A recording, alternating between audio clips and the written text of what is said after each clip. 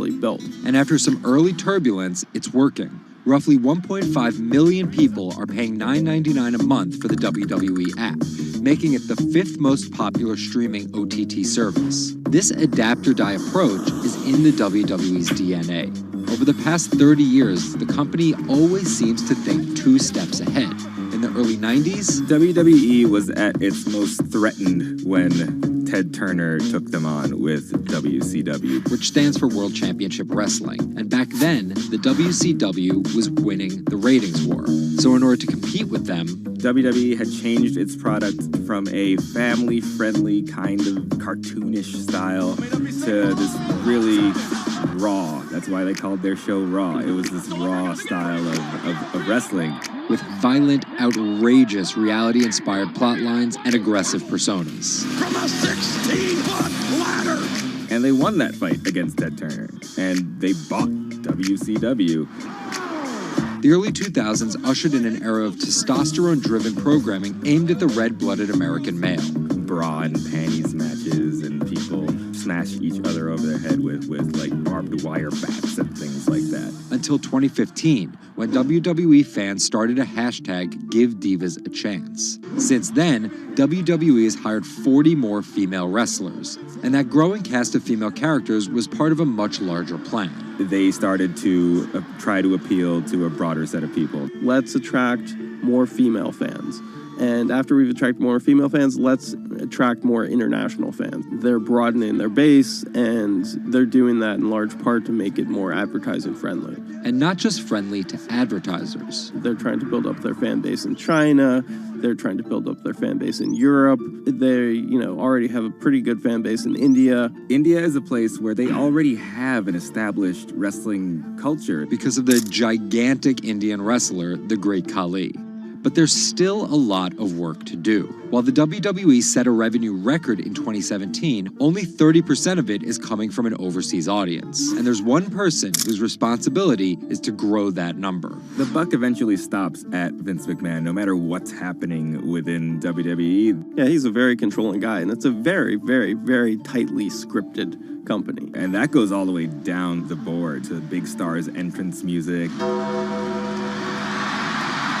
And their outfits and things like that. So with a CEO like McMahon always planning 2 moves ahead and an aggressive push into multiple international markets, a big issue is money. It's hard to do all those things simultaneously without committing a huge amount of capital to it. And that's where the WWE becomes an attractive company for buyers. Potentially, one thing that could happen with WWE is they could benefit by being acquired by a bigger technology or telecom company, an Amazon or Facebook or a 21st Century Fox. So with a market cap of $2.8 billion, the advantage of owning 100% of their own content, and a rapid consolidation spreading throughout the entertainment industry, it looks like the WWE is well positioned, even if there are swerves.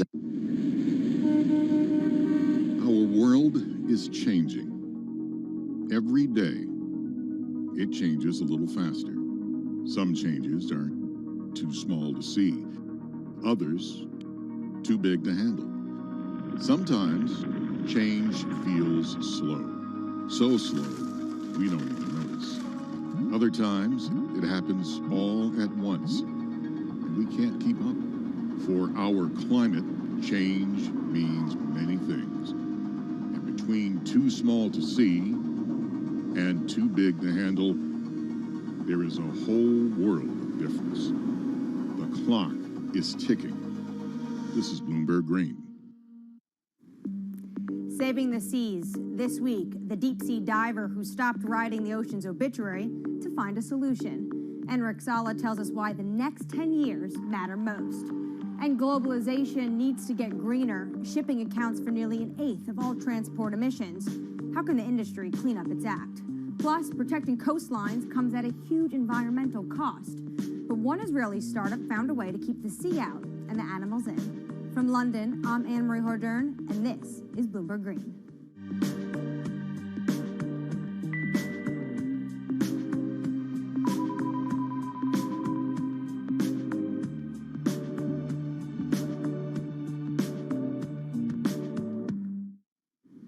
After more than a decade of studying the ocean as an academic, Enric Sala realized he was writing the ocean's obituary.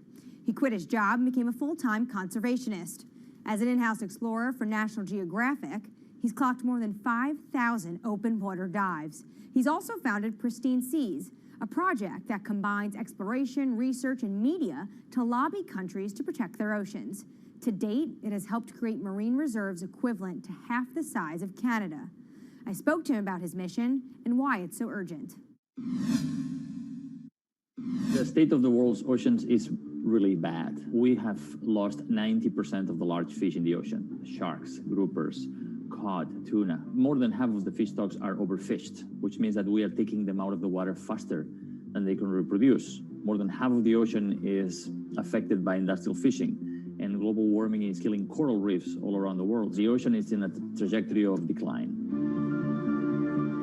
Can you just visualize for our viewers who never get to see the kind of things you are able to see, what an ocean and healthy ecosystem looks like versus one that's next to a bustling economic and industrialized area? Coral reefs in the United States, in the Florida Keys, are down to only 2% of what they used to be.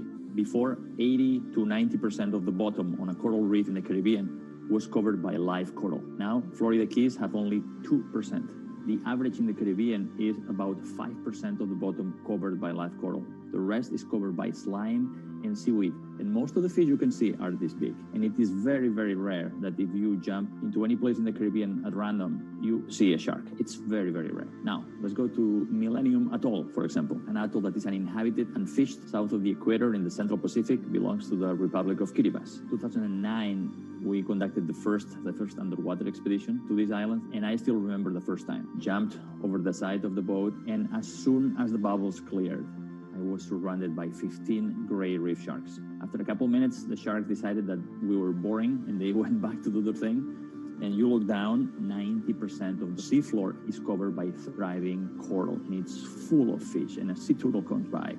Now, this abundance that we rarely see anywhere except in well-managed marine reserves. This is what the ocean used to be like, and this is what we have learned from going to these pristine places. And you write in your book that you're writing the obituary of ocean life.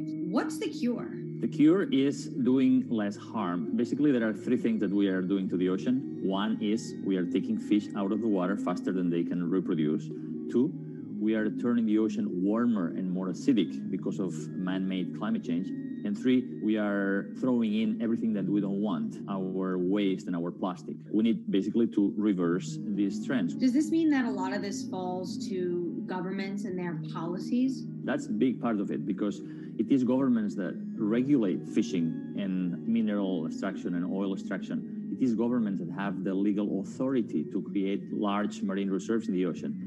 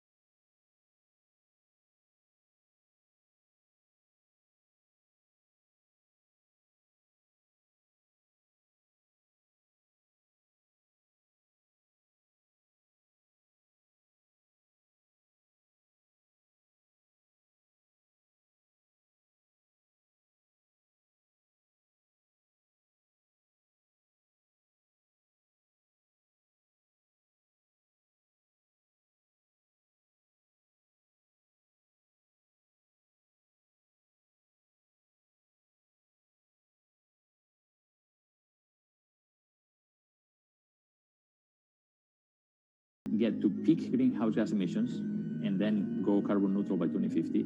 And we're going to have 10 years to protect at least 30% of the ocean so we can restore much of this health and productivity, not just for saving biodiversity, but also saving our life support system. We are not talking about something that is apart from us. We are not apart from nature. We are a part of nature.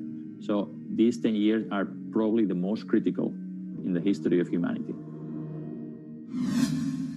The most accurate measurements of changing oceans will come from space. While Enric Sala explores what lies beneath, a new satellite is giving us data from above. We'll learn more about our oceans and climate change, but from space. A new satellite's been launched from California. Its mission: track the accelerating rise of sea levels. Well, the main instruments on board include a dual-frequency radar altimeter. And this is the primary instrument of the mission, and that's the one that's measuring sea surface height, significant wave height, and wind speed over the ocean. And from those measurements, we can actually have the superb measurements that we expect of sea level rise. Data gathered from Sentinel-6 will be used alongside information from other satellites to build as complete a picture of the oceans as possible. With a long record, we can precisely measure the acceleration.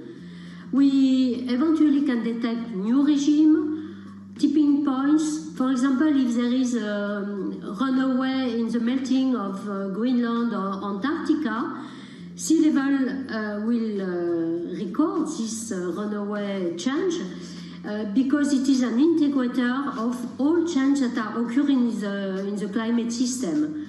So we will be able to see some change, big change in the global climate. The National Oceanic and Atmospheric Administration expects that sea level rise will increasingly threaten U.S. coastlines.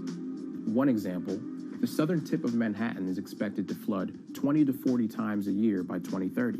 11 of the 15 largest megacities are located at the coast, and this number will double. The number of people living in coastal area will double by 2060. So, knowing how much sea level is rising at the coast and how much it will rise in the future in coastal areas is as obvious.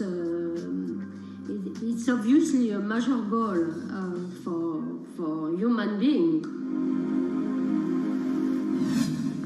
Coming up, from sails to steam to oil, the shipping industry is no stranger to change. But how will it navigate the next transition? This is Bloomberg Green.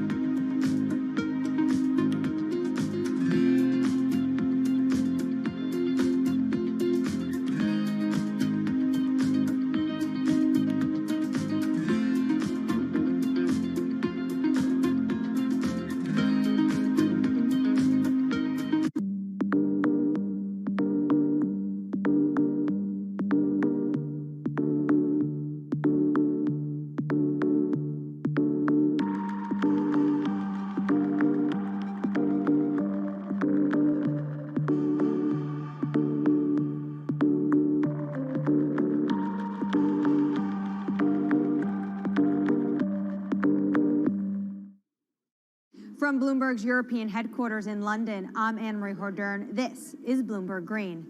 Now, for your roundup of this week's latest climate news, Jennifer Zabazaja has your Green in Brief. Here's the climate news you need to know. Deforestation of the world's largest rainforest has hit a 12-year high. More than 4,000 square miles of the Amazon rainforest was destroyed in 2020. That's a 9.5% increase from a year earlier. Government data shows that destruction has soared since President Jair Bolsonaro took office and weakened environmental enforcement. The Amazon is home to millions of species and plants and is critical in the fight against climate change.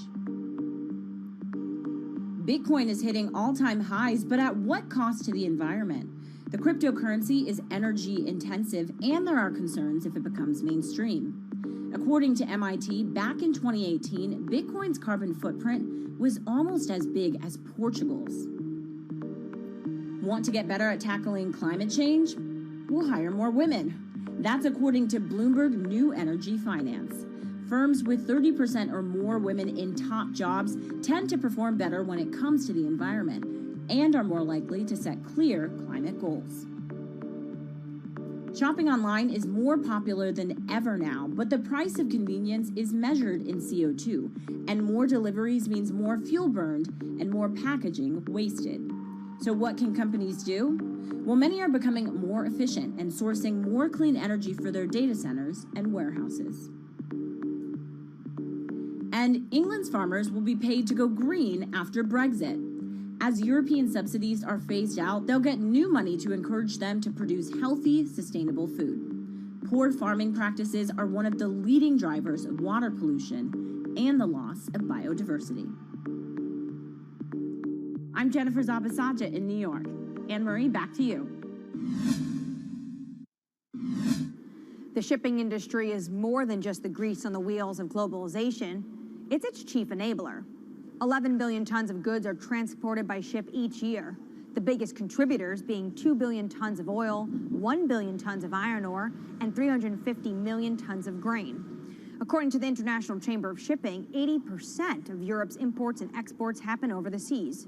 And for such a vast industry, it also contributes its fair share of emissions. Shipping makes up 12% of global transport energy consumption. So how does it clean up its act? Earlier, I caught up with Bloomberg Green reporter Laura Milan about just how big of a challenge this is going to be for the industry. One of the main issues is size. So about 90% of the world's cargo is moved by ships. So obviously changing such a huge industry is not going to be fast and it's not going to be easy. The second issue has to do with technology. So ships obviously travel for many days at sea. It's not as easy for them to refuel as it would be for a car, for example, going on a road. And the sector still hasn't found a technology that's economically viable and that's zero emissions, and equivalent to the electric batteries for cars, for example. But actions are being put in place to make the industry a bit more environmentally friendly. Walk us through those steps that they're taking. That's it. So there's a first step that would involve using low emission fuels or biofuels that would significantly reduce the existing emissions. And then at regulatory level, when it comes to the policy and the governments, there are steps being made as well. I would say that the most significant ones come from the European Union, which started to track emissions a few years ago and is now looking to include shipping emissions in the emissions trading system. So that would significantly reduce and help calculate the emissions from the shipping industry. Now, China is taking similar steps. So at the moment, regions need to report shipping emissions to the central government. And finally, we have the International Maritime Organization with a pledge to reduce shipping emissions by 50% in 2050. Now, we must say that that pledge has been considered insufficient by environmental groups, but at least some steps are being taken. So to get to 2050, the industry obviously is going to need to start tapping some new technologies. What new technologies are you seeing being introduced into the shipping industry? So we have seen pilot technologies being developed for years now, but what's interesting about this current moment is that we're seeing big players invest in these technologies that are not yet economically viable, but that one day might be. So for example, we are seeing earlier this year, the world's largest agricultural commodities trader, Cargill, saying they will invest in attaching sails to their ships so they can make any technology that they run their ships on more efficient. Similarly, we have seen a spin-off of Airbus, the aeronautics company, developing a similar application with kites. We have been following also developments in hydrogen. So at the moment, hydrogen fuel seems like a good option, a possible option when it has been developed and when it becomes economically viable. And we have Vestas, for example, the world's largest turbine maker, developing some ships that will be able to run on hydrogen in the near future. Coming up, rising sea levels means humans need to get creative when it comes to coastal defenses. But how do we protect both ourselves and the environment? One Israeli startup may have the answer. That's coming up next. This is Bloomberg Green.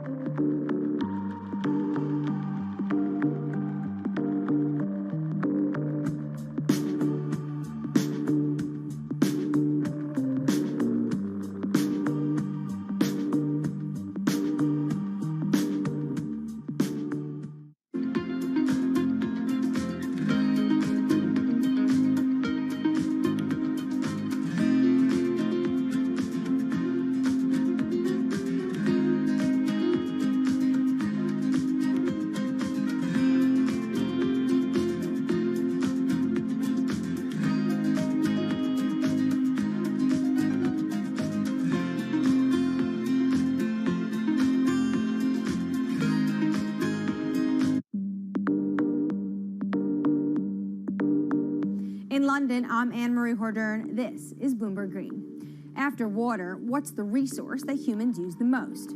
It's concrete, 3 tons a year for every person on the planet. And engineers estimate it's used twice as much as all other building materials combined. And it comes with a huge environmental cost. Concrete, not just in cities, it's a common feature on our coastlines too. And that's taking a toll on biodiversity. But one Israeli startup has found a way of making sea defenses stronger and encouraging life to thrive.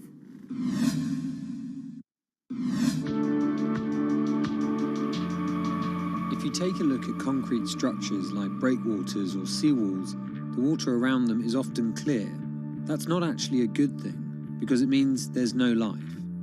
Marine species are actually most abundant in coastal areas, but it's also where us humans prefer to live too. So when we build here, we drive away marine life. Concrete in the marine world has a lot of additives, a lot of chemicals, and some of those materials are actually leaching out, and they're actually prohibiting marine life to thrive. If we keep developing without any regards to natural communities, there is a tilting point from which beyond we cannot really go back.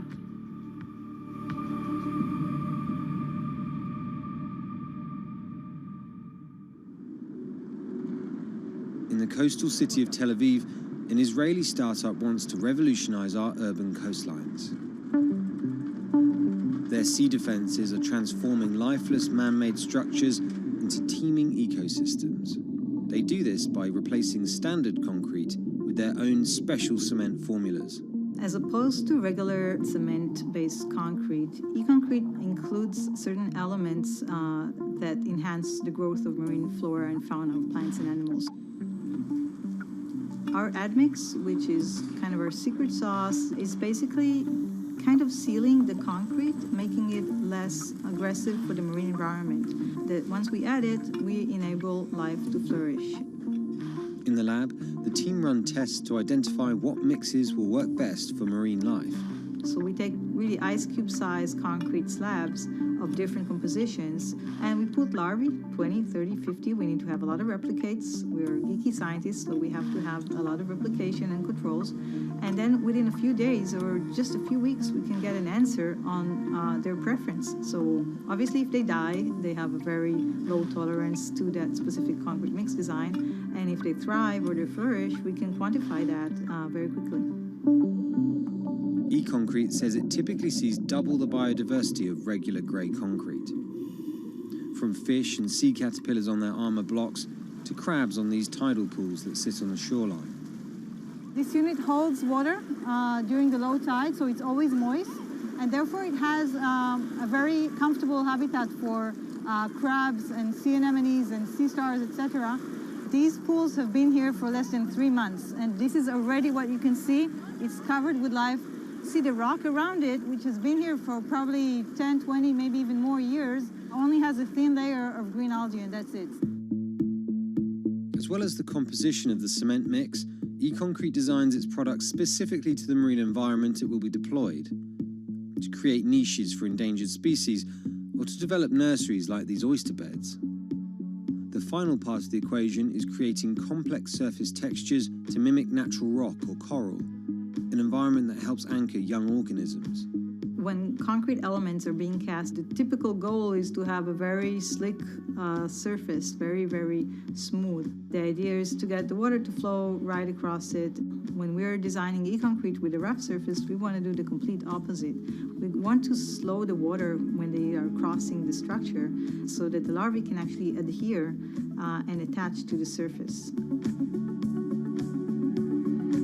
E-Concrete has to offer its clients more than just ecological credentials.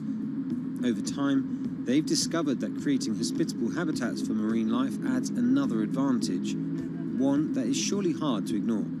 We've seen evidence to the fact that the growth of the organisms on the concrete create kind of a layer of defense. Just the addition of weight, we can actually gain stability and strength over time. This is let's say the unit when we put it in the water. And this is after a year in the water. And what you can see here is all the oysters are completely covering it. We designed the units so they can withstand the forces and perform in terms of structural performance, but they can also be a backbone for ecological enhancement. The company tests its miniature designs in tanks full of real seawater, rocks, plants, and animal life from around the world.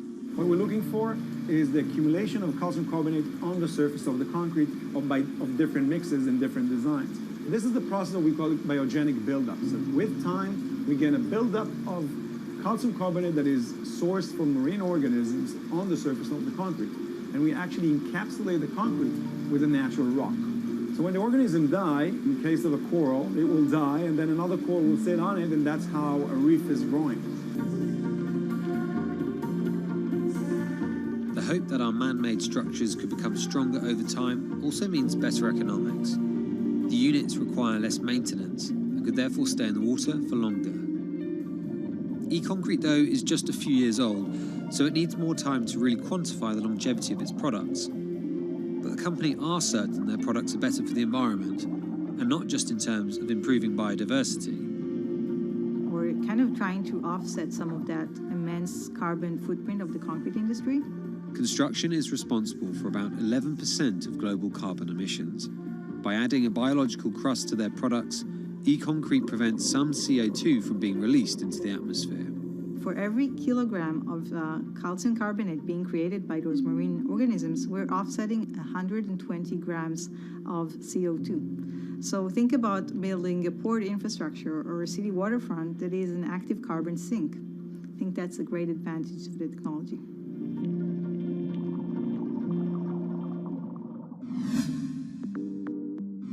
That does it for this week, but let's keep the conversation going on Twitter. Follow us at Climate. I'm Anne-Marie Hordern, and this is Bloomberg Green.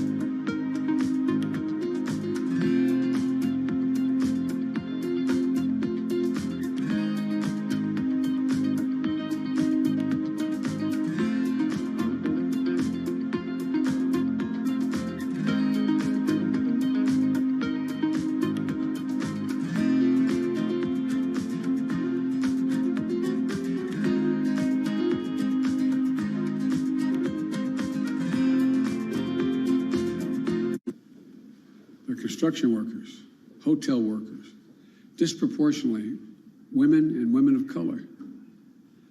Think of the 26-year-old employee at a company. She's a star worker, but she isn't being treated right. She's underpaid, passed over for promotions. Competitor across the street knows it, but wants to bring her in at a higher wage, but she can't do it. Her company threatens legal action over a non-compete clause she had to sign in order to get hired in the first place. She can't afford a lawyer for help, so she's locked in. Imagine if you're in her shoes.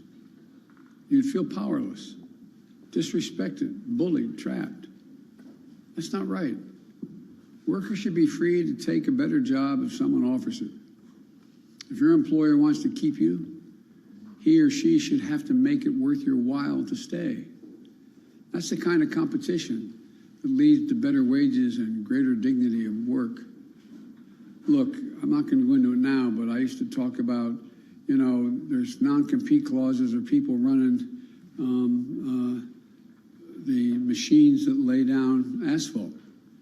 If in fact you get offered a job and you have a, you know, you're in Arkansas doing it, a lot of specific examples, you can't take a job in West Texas to do it. What in the hell does that have to do with anything? No, I'm serious. Or there were clauses in McDonald's contracts. You can't leave Burger King to go to McDonald's. Come on. Is there a trade secret about what's inside that patty? No, but I'm serious. You all, I don't know whether you do know. I didn't know till 5 years ago the incredible number of non-compete clauses for ordinary people who is done for one reason, to keep wages low, period. Look, my executive order calls on the FTC to ban or limit non-compete agreements. Let workers choose who they want to work for. I'm also calling on the FTC to do away with certain occupational licensing requirements. You realize if you want to, your braid hair and you move from one state to another, sometimes you have to do a 6-month apprenticeship, even though you've been in the business for a long, long time. What's that all about? Military families. Okay, traders, here is what we're going to do with Bitcoin. As you can see, we hold several positions on Bitcoin, and we hold one position, short position, and 3 positions we hold long positions. I'm going to sell 2 positions, but not right now. I'm going to place an order to sell 2 positions. One position I'm going to sell at 32,748, and another position I am looking to sell at 33,342. Just right here. Okay? I'm going to sell, I'll adjust these positions. 342. Okay? I'm planning to sell at 33,375. Okay? I'll calculate again. I need to be more precise. 33,342. 2008.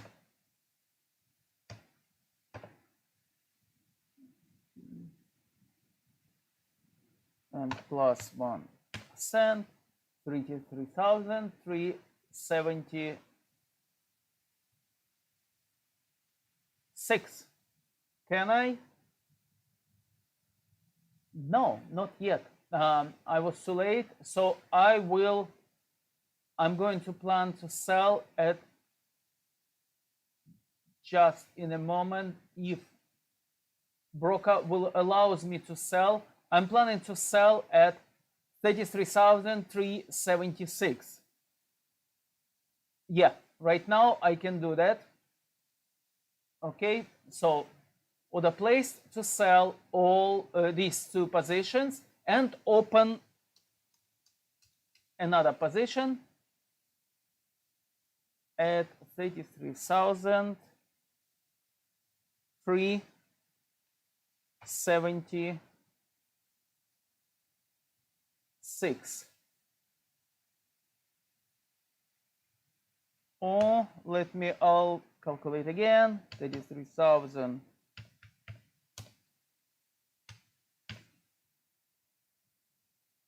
We will sell only one position right now at 33,675 because it's not allowed me to sell two positions right now. Too big spread because of Friday probably. Broker not allows me to sell at the higher level. Okay, guys, I'm going to sell position, this position at 1%. So as you can see, we hold position 33,342 plus 1%. It will be 33,676.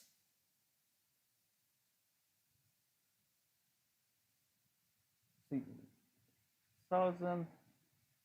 I know. 33,000.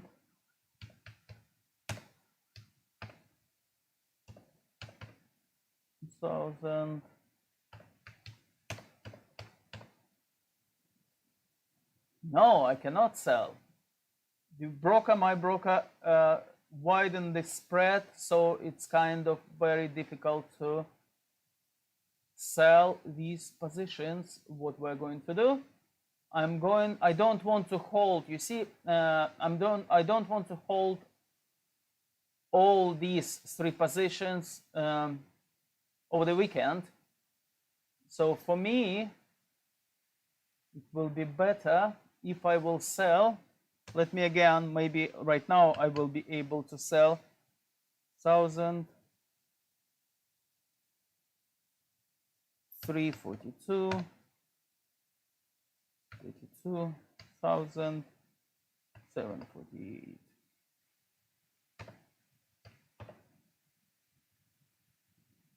Five plus 1%, 375.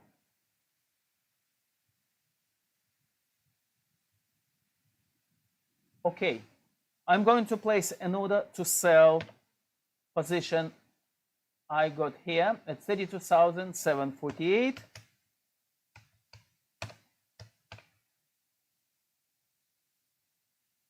At 1.5%. It will be 33,000 to 240. 33,240.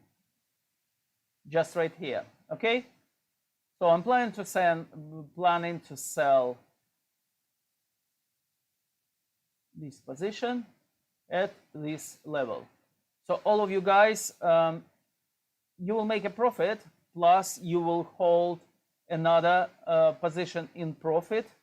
As soon as this position will reach probably 1% in profit, I would be happy to close this higher position. So I will keep two positions, one long position, one at 37,026 and another one at 32,000. That will later on probably when I will do arbitrage, I will sell with profit. So let's see if I will be able to do that. In order to do that, I need to close 33,342 position in profit, at least 1%. Otherwise, it's not much point to close this position at all. So 1% will give us 33,676, let's say. It's not there yet. So I'm still holding this high position, and I placed an order to sell my position that I purchased Bitcoin at 32,748. Okay, guys, stay safe. I'll speak to you later. And if you want to get the strategy, please go to company.co.uk. You can get the strategy, or you can register for a webinar on 17th of July. I'm going to have a webinar with you guys, and I'm going to explain everything, how I trade, what can you trade, and how will you make money by day trading. Stay safe, guys. I'll speak to you later. The list includes 14 Chinese enterprises alleged to be involved in human rights abuses in the Xinjiang region. Washington has also put import bans on cotton, tomatoes, and some solar products originating from Xinjiang. China is pushing back, saying the U.S. and its allies have no right to interfere in China's internal affairs. An anti-foreign sanctions law gives China's government broad powers to seize assets from and deny visas to those who implement sanctions. In Washington, I'm Amy Morris, Bloomberg Radio. Senate Majority Leader Chuck Schumer says the Senate may need to stay through the August recess in order to pass President Biden's infrastructure agenda. In a letter to Democrats, Schumer advises that time is of the essence and they have a lot of work to do. He told senators they should be prepared to work long nights, weekends, and remain in Washington into the August recess, which runs for 5 weeks through September 13th. Global news 24 hours a day on air and... There's so many headlines here today. A minute-long ad on social media, they did that yesterday, showing senior citizens dancing in a nightclub, racing to take a dip at a nearby beach. It ended with the message, #boycott Heineken. Some uploaded videos. Others described the ad as pro-vaccination in the way that people feel about vaccines, the way they've been politicized, the way that people are not following the science. I got to tell you, Carol, I tweeted a story, The Big Take, earlier this week. Josh Wingrove's fantastic deep dive into Missouri.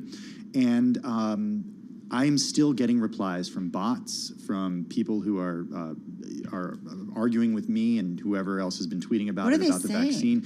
They're saying the vaccine is unproven. It was developed in a short period of time. What about personal choice? And here I'm like, 72 hours later, and I'm still getting a lot of hate tweets about it. It's like I'm in this canoe and I can't get out of it. Yeah, well, that's interesting to see the momentum. But you're right, it is politicized, and people feel very strongly on each side. Heineken, though, did come out in a statement, a spokesman saying the ad is, quote, all about supporting the hospitality industry and getting back to the bars and restaurants safely so we can all be together again. You know, this goes also to companies. It's marketing, it's advertising. People are allowed in a better way, health-wise, and safer. It does. And I wonder to what extent this helps or hurts Heineken's brand moving forward. Yeah, I'm in a sticky situation and predicament right now. This is...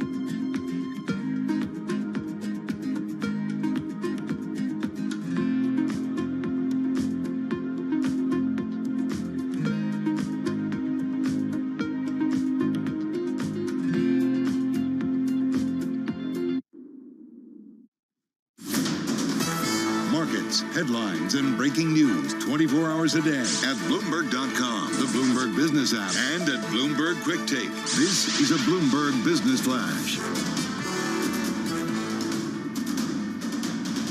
From Bloomberg World Headquarters, I'm Charlie Pellet. U.S. stocks continue to trade at or near session highs. Right to the numbers. We'll give you the why in a moment here with the S&P at a record up 43 points now, higher by 1%. The Dow 122 points, up by 0.8%. 10 years down 18.30 seconds. 10-year yield right now 1.35%. Stocks registering another milestone high amid a broad-based rebound. Treasuries have snapped an 8-day rally fueled by concerns about global growth amid the spread of COVID-19 variants. Again, the 10-year yield 1.35%. Gold up 0.5, $18.11 the ounce. West Texas Intermediate crude up 2.3%, $74.60 a barrel.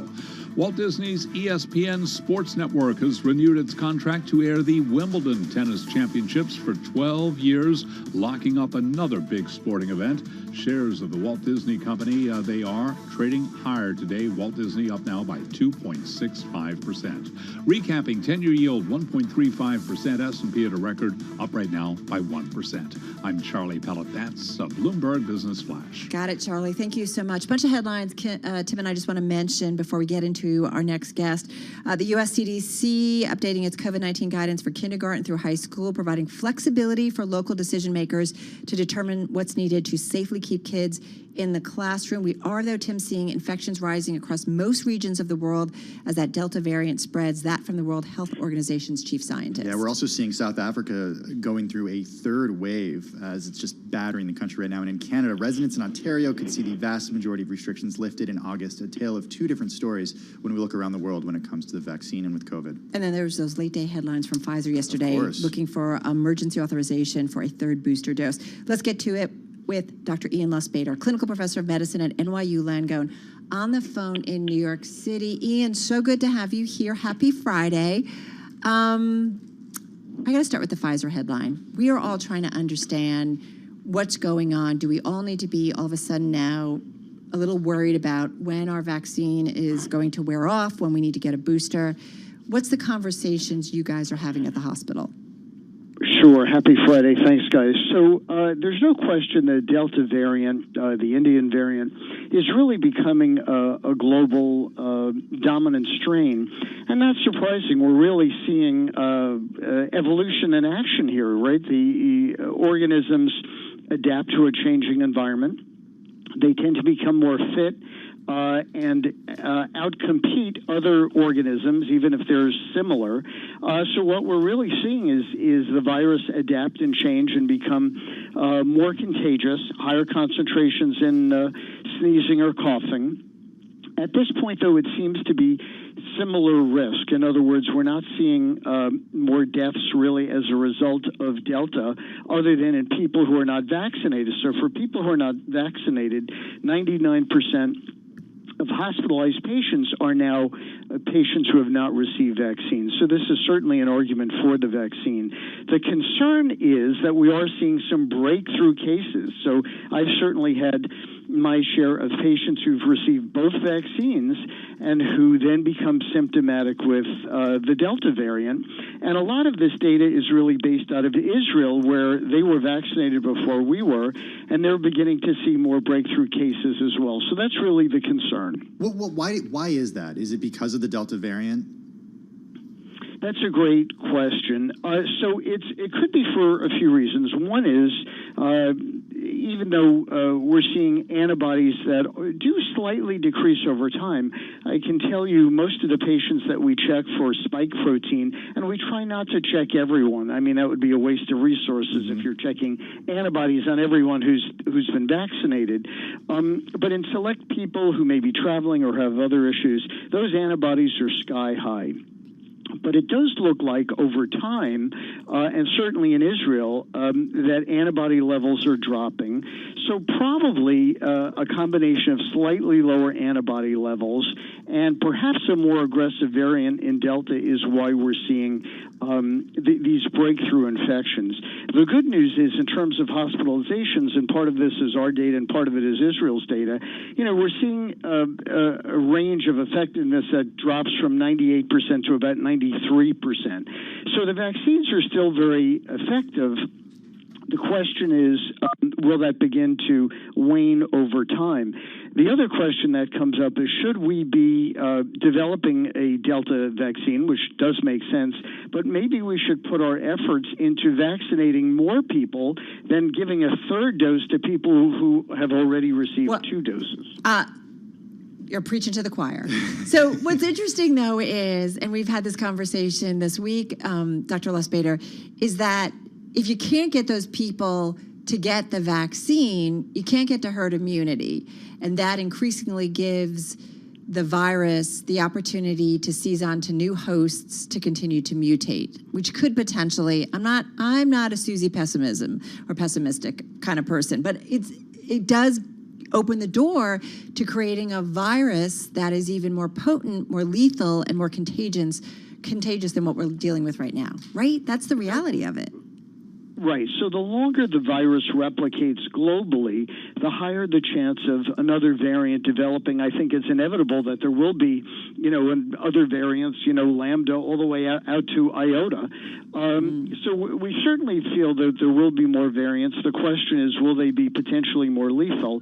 It is an argument to get everyone vaccinated. Of course, there's hesitancy, and rarely we are seeing, odd symptoms after people get vaccinated. And, you always have to tell patients, look, what is the risk of getting COVID versus the risk of the vaccine? The risk of, having a complication from COVID is far greater than the risk of a complication from the vaccine, although we do see a handful of issues after that.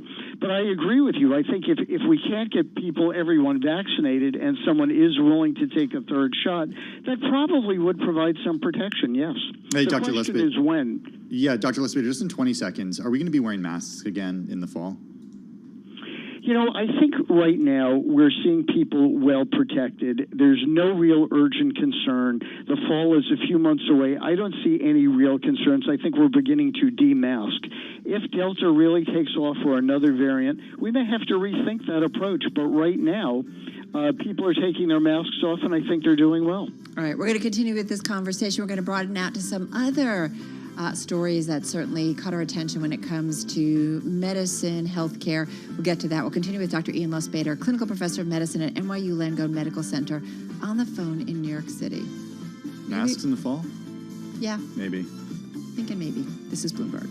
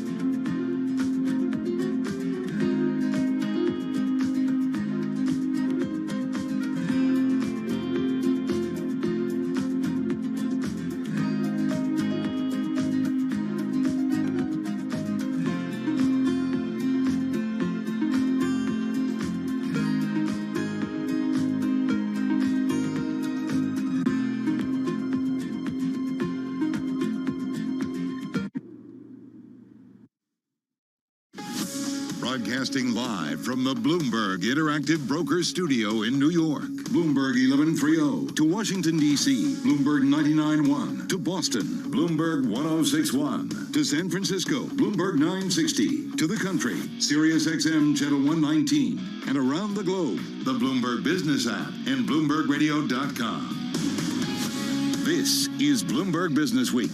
Yeah, you're listening to Bloomberg Business Week, the Friday edition. We're going to get back to Dr. Ian Lustbader, clinical professor of medicine over at NYU Langone Medical Center. We're going to get real with him. Yeah. So we want to kind of know the end game here. What does this look like in the next couple of years? Is everybody who, not vaccinated, they get infected and they ultimately get immunity? Is that how it works? I don't know. We're going to put that question to him. All right, first up, back to the markets and back to Charlie Pellet. Hey, Charlie. Well, hello there. Happy Friday to you both. Highs of the day right now. We're looking at records on the Dow, the S&P, and the NASDAQ Composite Index. Stay with Bloomberg right through the closing bell to see how things shake out. Right to the numbers. We'll give you the why in a moment here.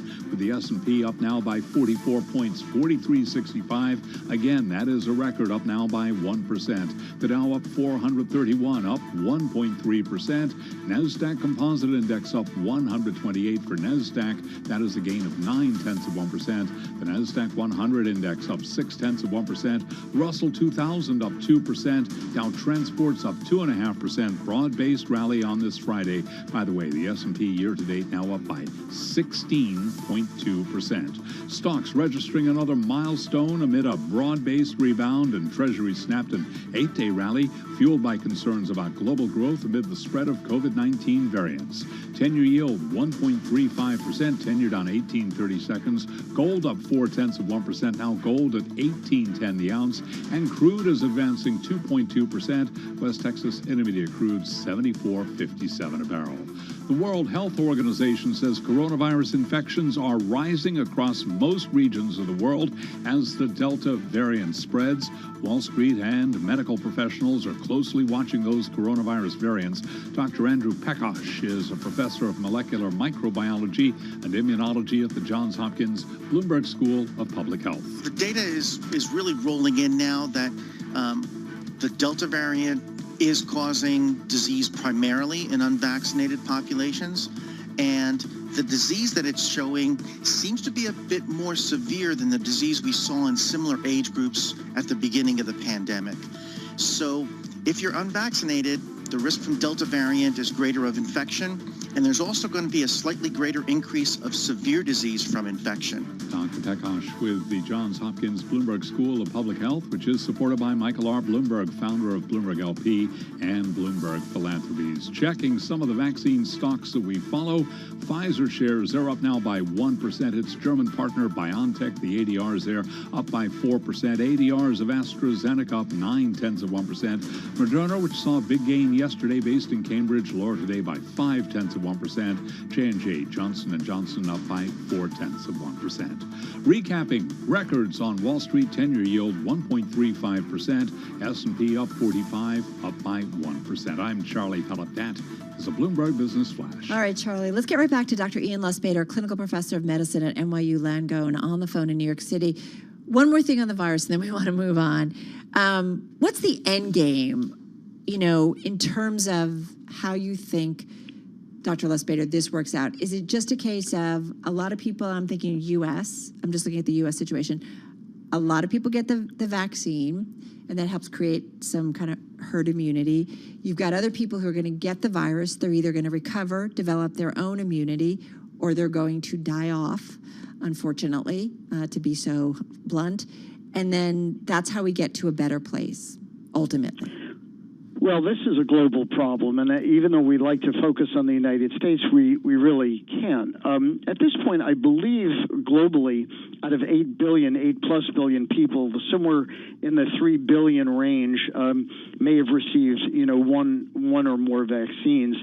We don't really have great data from countries like China and Russia, and we also really don't know how effective those vaccines are. They seem to be not nearly as effective as the mRNA vaccines.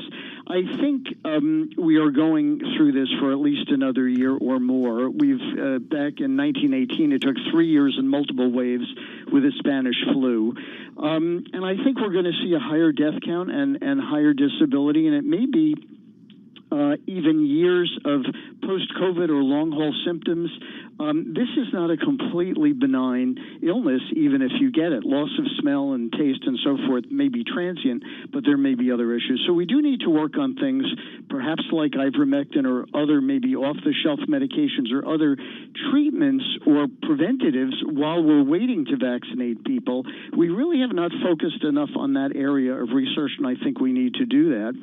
And I think we still have kind of enough, a rough year or two. In the United States, I believe as we said, we still have a pretty good level of protection, the 90-95%, even against the Delta variant. But in the areas of the country that are not vaccinated, they're going to have an increase in hospitalizations and other problems. Look, this is something that we know we're going to have to be living with for years. And as you mentioned, it's a question of treatment, it's a question of getting more and more people vaccinated. Dr. Lustbader, while we have you, I want to talk about the heat wave that is hitting parts of the United States. California bracing for another weekend of heat that could set records, temperatures above 110 degrees Fahrenheit in some parts of the Central Valley of California. As a doctor, as a medical professional, what do people need to know about surviving these type of heat? Very important. We're definitely seeing some global changes. Why and for how long, we don't really know. I do want to mention something called Ariel's checklist, which people can Google, ARIEL, Ariel's checklist, and it talks about acclimating to the heat. Not hiking in the middle of the day, slowly acclimating, hydrating, wearing loose clothing, getting enough sleep, and determining the wet bulb globe temperature. In other words, really what is the ambient temperature.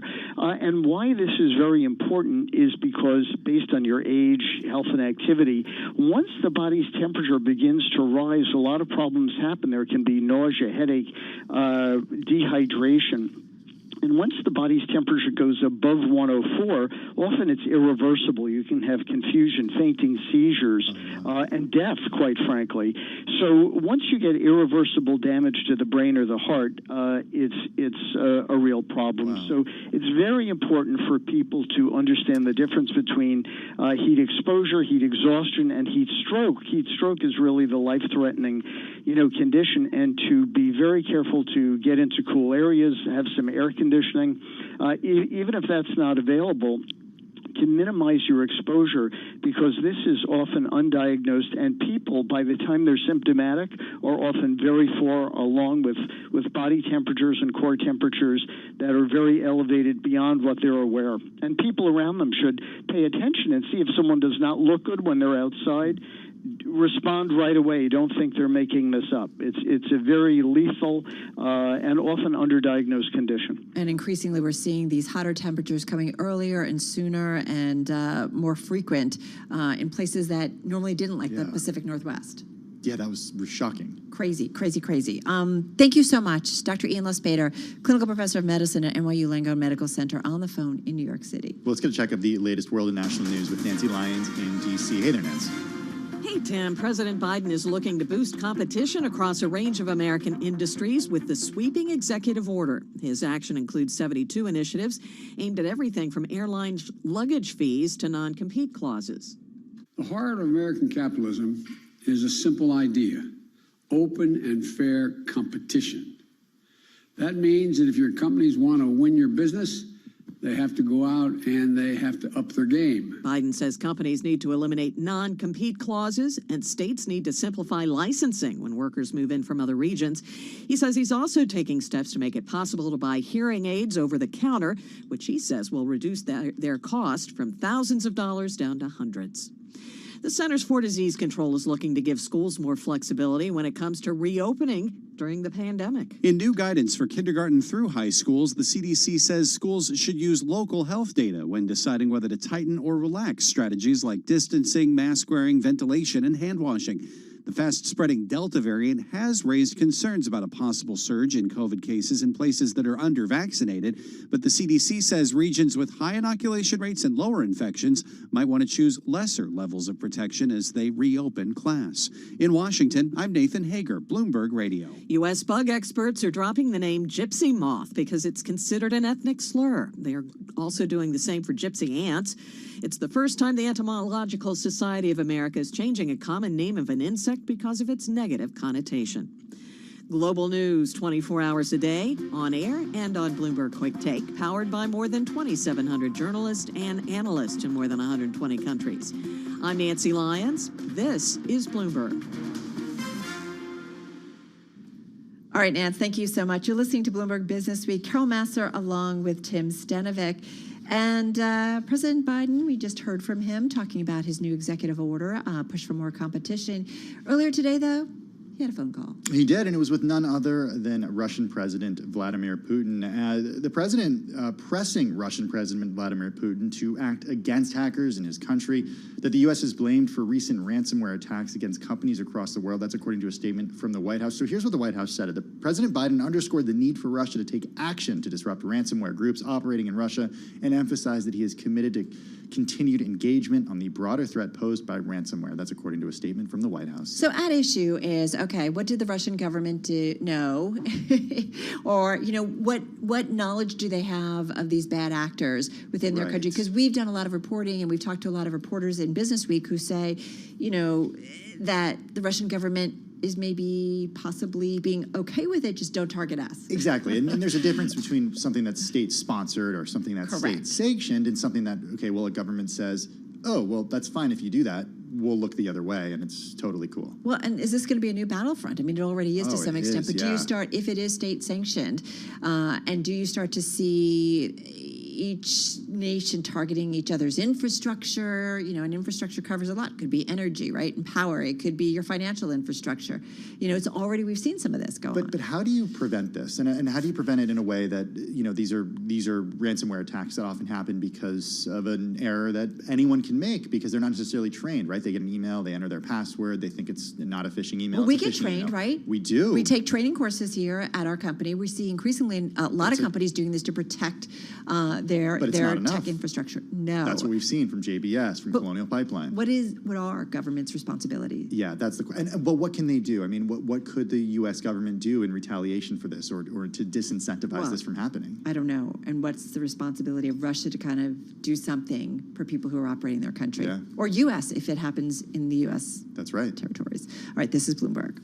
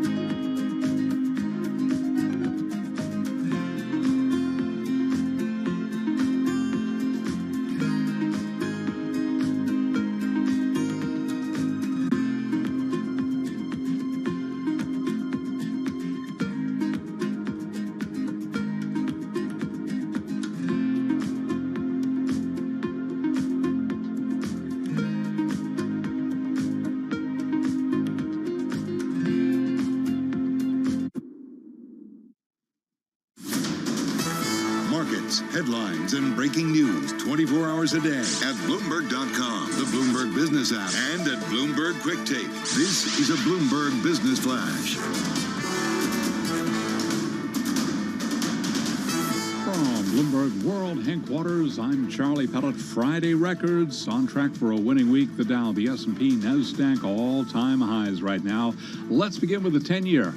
The yield there, 1.35%, down 18 seconds. Stocks registering another milestone high amid a broad-based rebound. Treasuries snapping an 8-day rally, fueled by concerns about global growth amid the spread of COVID-19 variants.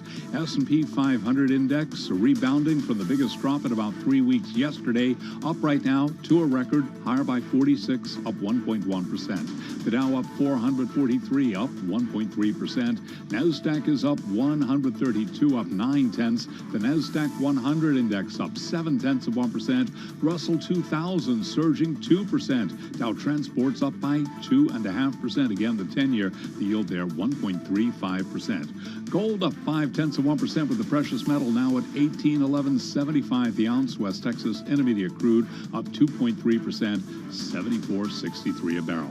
Stamps.com flying today. The online postage company has agreed to be acquired by for $6.6 billion in cash by the private equity firm Thoma Bravo. Stamps.com shares, they are surging now by 63.7%. Again, stocks at a record with the S&P up 1.1%. I'm Charlie Pellet. That's a Bloomberg Business Flash. All right, Charlie, thank you so much. The latest episode of the Trillions podcast is out. It's about David versus Goliath. It's focusing on the little activist investor that could. We're talking about engine number one. You remember they won that proxy fight against ExxonMobil. They gained 3 board seats in the process.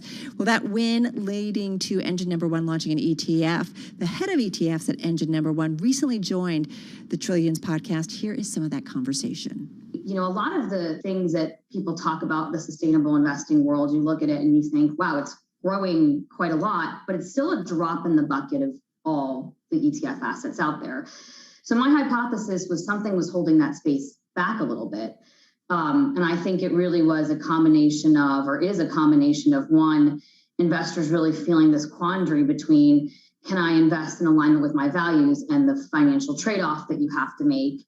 And two, this all feel like being tangible. There being a real so what to what they're doing. And so I think that's where the engine number one ETF business really fits well into the broader framework, as Charlie was talking about it.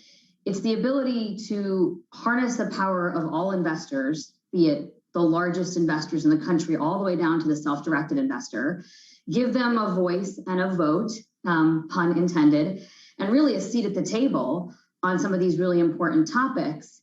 And I think that value proposition is really unique. Pun intended, because the ticker of that ETF is VOTE. That was Yasmin Daya Bilger, head of ETFs over at Engine Number One. Let's get more. Eric Balchunas is senior ETF analyst at Bloomberg Intelligence on the phone in New Jersey. Joel Weber, editor of Bloomberg Business Week in our Interactive Broker studio, both host the Trillions podcast.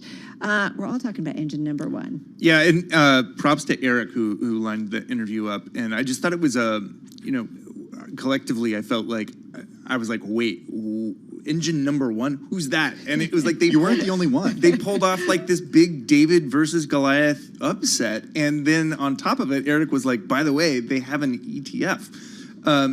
And I thought that was even interesting, that you could be an activist investor hedge fund and then use an ETF to further your thesis. Eric, what stood out to you and stands out to you about VOTE? So, there's this onslaught of ESG ETFs launching. And, a lot of them are like, hey, we'll overweight some tech names and underweight some energy. That's generally the gist. Couple things. A, you're now making an active bet. Energy had a great first half and you missed that. You probably underperformed. Also, wouldn't you want to own the companies that need help or you want to have a voice in? So to me, this ETF solves that beta exposure, and it's dirt cheap at 5 basis points. Got a Vanguardian fee. So if you did dislodge your S&P 500 ETF, which is tough to do, this is a pretty safe way, or I guess an even trade. But on top of this, you get them out there really pushing certain campaigns. And the reason they have this ability is they have the ear of these bigger institutional investors, in particular Vanguard, BlackRock, CalSTRS, who can really make some impact. So I can't think of a better way to actually make impact than this ETF if your goal is... And by the way, another little highlight from our engine number one, obviously a good name, but Eric likened their strategy to a tugboat. And, here's this little thing, 0.02% they held of ExxonMobil, and look what they pulled off, right? And Eric's point was like, look, when you're a tugboat like this, you're steering these big guys, the BlackRocks and the Vanguards of the world to an outcome. And we did ask if tugboat number one had been in name consideration. And? So Charlie Penner was the other guest in addition to Yasmin on the podcast. And Charlie is the head of the activist strategy campaigns there. And so the whole Exxon thing, he said it was a soul-sucking year of his life. And he said it's maybe not too late for them to change their name. So maybe. I think that was an endorsement of Eric's suggestion. Nice, Eric. Yeah. Maybe. Hey, Eric, I was so interested in what you said about this Vanguardian interest. I didn't know that was an adjective. Well, I mean... It wasn't until he made it one. I was really well But if you think about I it... use it as a verb, too. Oh, okay. I love it. So, I mean, but they really are the ones who are known for really changing the game when it came to these low fees. And the median fee for an ETF, I checked this a few days ago in the Bloomberg, is about 50 basis points. And you have companies like ARK with 75 basis points for an ETF. Why is the management fee so low? How do they get away with that? How do they make money doing this? Well, Yasmin used to work at JP Morgan, and they're famous for coming in cheap. JP Morgan sells a bunch of ETFs at Vanguardian fees. By the way, Vanguard as a verb is to come into a category that Vanguard isn't in and undercut everybody. That is to vanguard a category. Anyway. Thank you, Merriam-Webster. Wow. You got it. So, yeah, it's a noun, verb, and adjective. All in one. World. Anyway, so you go over and you look at, they have a person from BlackRock there, too. So clearly, when they were in the whiteboard meeting on, like, how to arrange this ETF, they know that almost all the flows go to two places, dirt cheap or shiny. And if you're going to hold the 500 biggest stocks, you're not going to be shiny. You're going to track the market. So you got to be dirt cheap if you want to eyeball. A lot of ESG ETFs miss this. They come out at 60, 70, and they're trying to replace a Vanguard 500 fund. Good luck. I gotta say, look at the holdings. It's like a who's who of corporate America. Oh, I mean, it's the 500 biggest, right? And it's market cap weighted. But, Eric, there was another interesting ETF nerd out moment in the podcast that you can talk about, which is they chose not to benchmark this against the S&P 500. What stood out to you about that part of the conversation? Yeah, well, the S&P 500 has this power over people. It's like a rock star index. Most everywhere else, people don't even know the index they have if they're passive. But this one's a big one, and I really was just asking them if they had an answer for people who just love the S&P, because the S&P really isn't the 500 biggest names.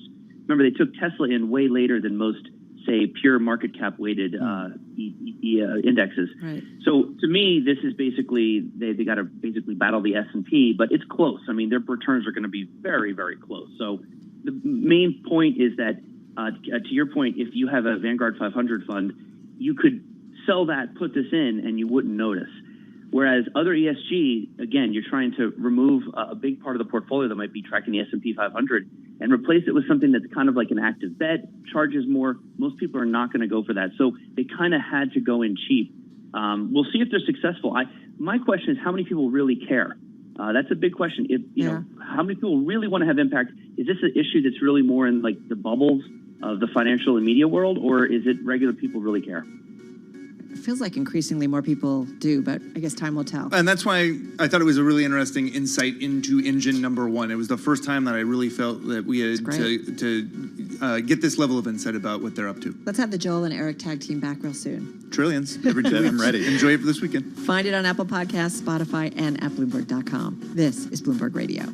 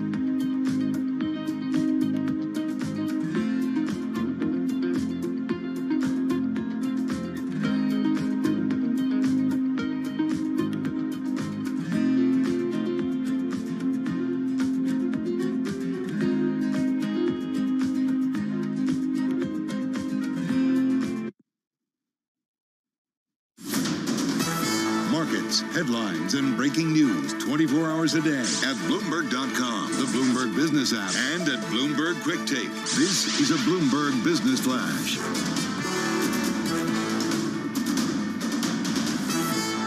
Bloomberg World Headquarters, I'm Charlie Pellet. Final hour of trading on this Friday, July 9th. Stocks pushing higher, best level of the day right now on the S&P. We're looking at records for the S&P at 4369, higher by 48 points, up now by 1.1%. Stocks registering another advance amid a broad-based rebound. Treasuries have snapped an 8-day rally, fueled by concerns about global growth amid the spread of COVID-19 variants.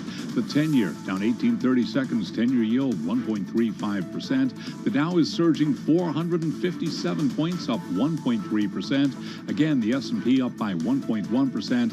NASDAQ up by 1%, higher by 138 points. NASDAQ 100 index up by 0.7%. Again, we're looking at records for the Dow, the S&P, and NASDAQ. Russell 2000 is up now by 2%. Dow Transport's up by 2.6%. Conrad DeQuadros is Senior Economic Advisor at Green Capital. He's looking ahead to next week's economic data. In addition to the CPI report, which I think is likely to show another pretty elevated reading, not as elevated as the prior 2 months, but we're still going to be looking at core inflation readings that are well above levels that would be consistent with what the Fed has termed price stability. But we also have a lot of growth data as well. We have the retail sales report. We have industrial production. Both of those reports are going to be dampened by supply chain issues in the auto sector. And we cannot ignore earnings. Financial shares leading today's gains, rising yields, increasing the outlook for profits. Right now, J.P. Morgan Chase shares up 3.2%. Goldman Sachs higher by 3.6%. Both J.P. Morgan, Goldman will be reporting earnings. Among some of the other bank names, Citigroup 2.6%, Wells Fargo up by 4%. Bank of America up now by 3.4%. Again, J.P. Morgan Chase Goldman on Tuesday. And that's a Bloomberg Business Flash.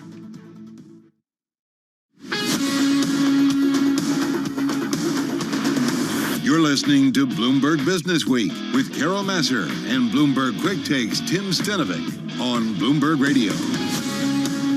So our top story on this Friday, of course, President Biden signing that sweeping executive order. It's all about promoting competition across American industries and in the labor market. He's calling on regulators to take steps to lower drug prices, toughen merger enforcement in tech and banking, give workers more power to change jobs and negotiate higher wages. There is a lot, or I should say there are a lot of moving parts to this. Let's get to it and with what the Bloomberg audience needs to know. David McLaughlin is Department of Justice reporter for Bloomberg News. Joins us on the phone from Washington, D.C. David, this thing is wide-ranging. It's far. It's sweeping. What do we need to know about the most important parts of it? Yeah, so it covers about 72 different initiatives and proposals. And the basic idea is that, competition and antitrust enforcement is primarily handled by the Federal Trade Commission and the Justice Department, and they review mergers and monopoly conduct and that sort of thing.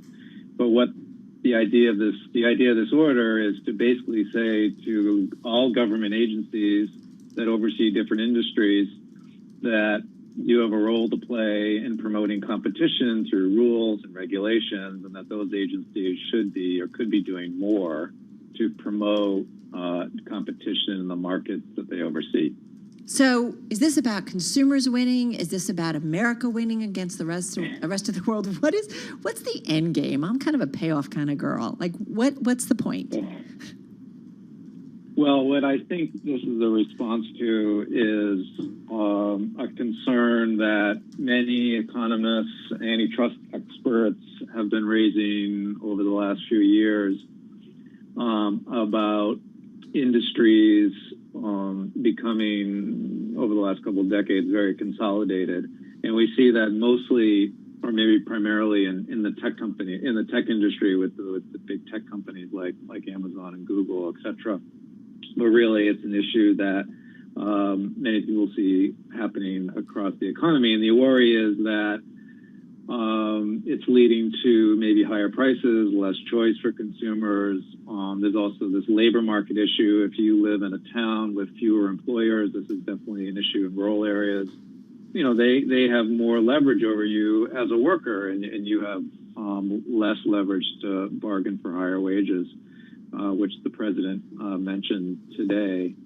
So this is really an effort to go beyond tech, the stories that tend to be in the news right now, to cover other industries and help consumers and workers.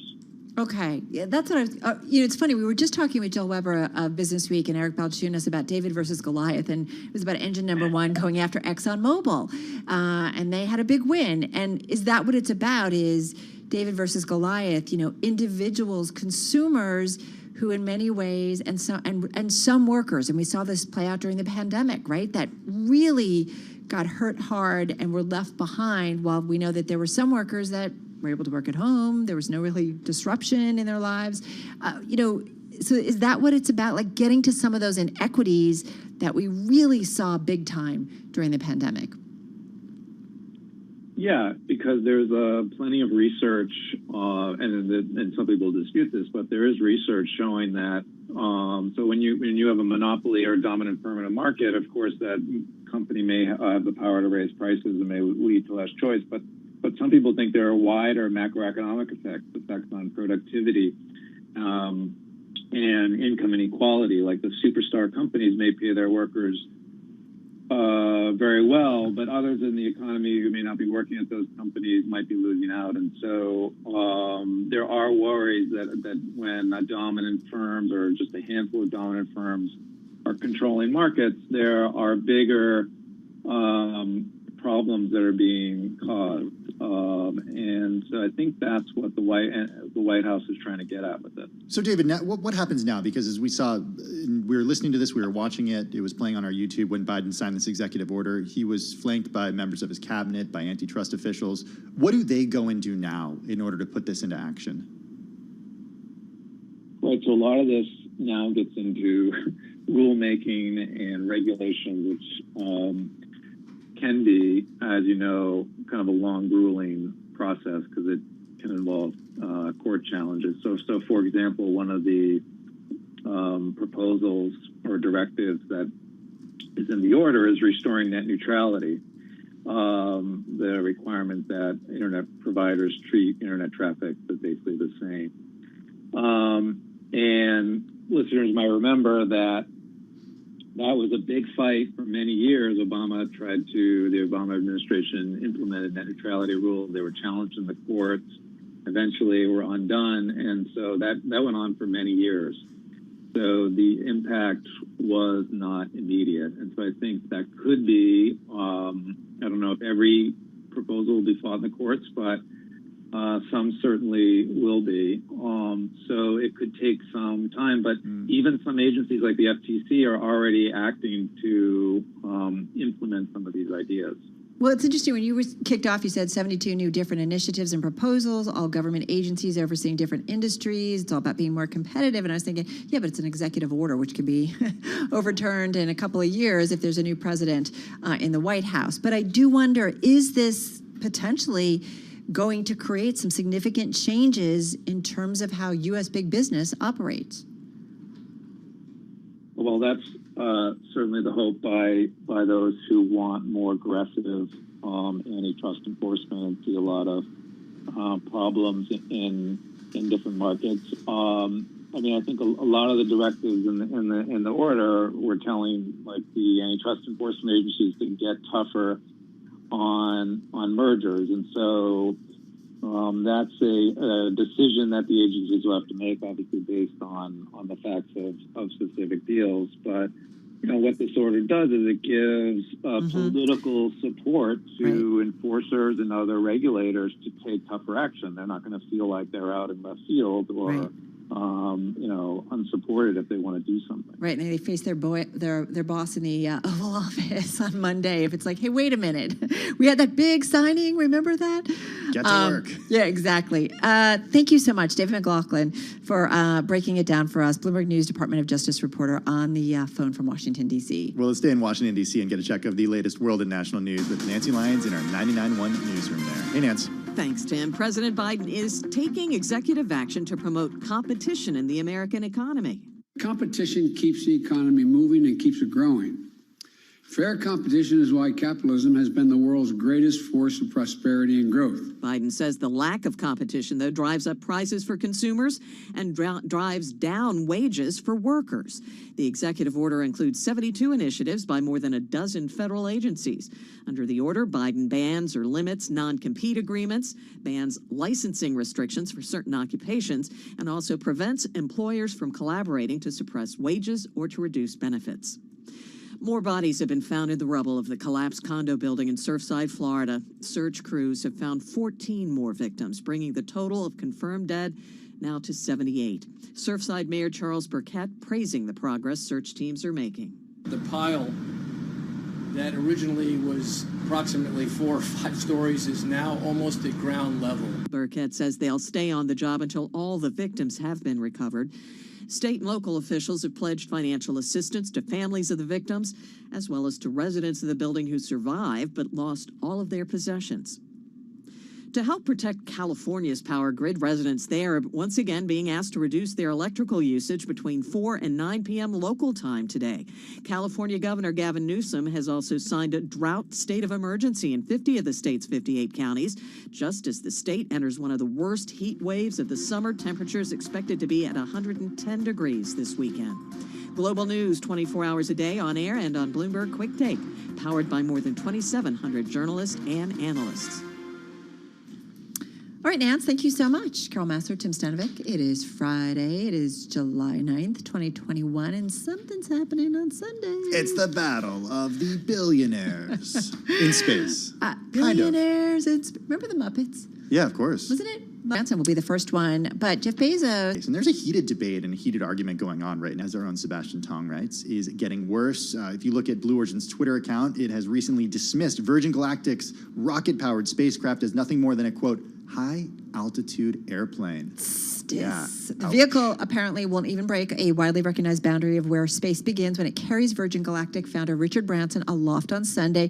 Blue Origin saying today in a tweet. Okay, I have to push back a little bit on this because the U.S. government defines an astronaut as anyone who's been to 50 miles above Earth's surface. And this will, if all goes according to plan, will do that.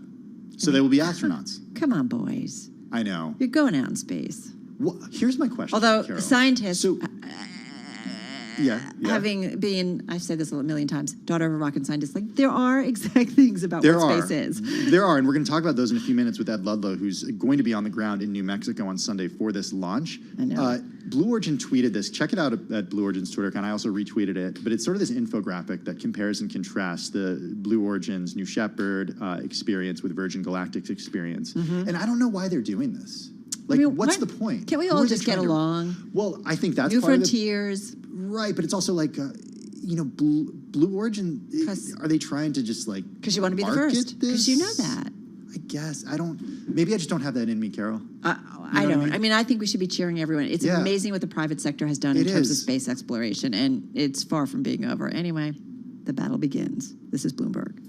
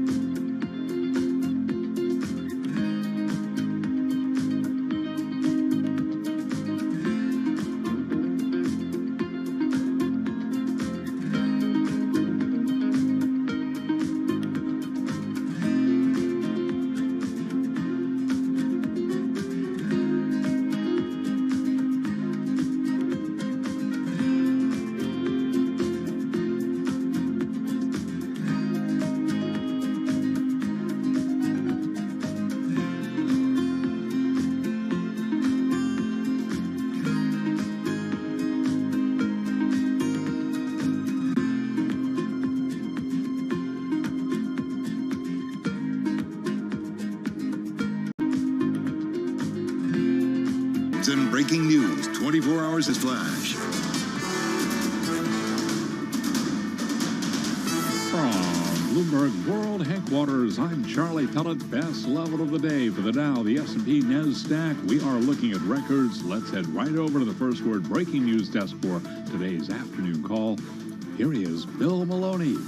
And good afternoon, Charlie. U.S. stocks are bouncing back after yesterday's sell-off. The Dow currently up 463 points. The S&Ps are higher by 49. NASDAQ climbs by 136. The U.S. 10-year yield at 1.35%. Gold is up 9. Bitcoin gains 1%. And among the main 11 S&P sectors, all were in the green, led Salesforce.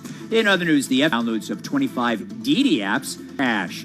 Wrapping things up, bullish to go public via merger with Far Peak SPAC in a $9 billion deal.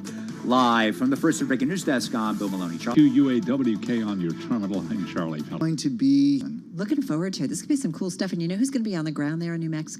none other than Bloomberg News' Ed Ludlow, reporter, who's right now on the phone from San Francisco.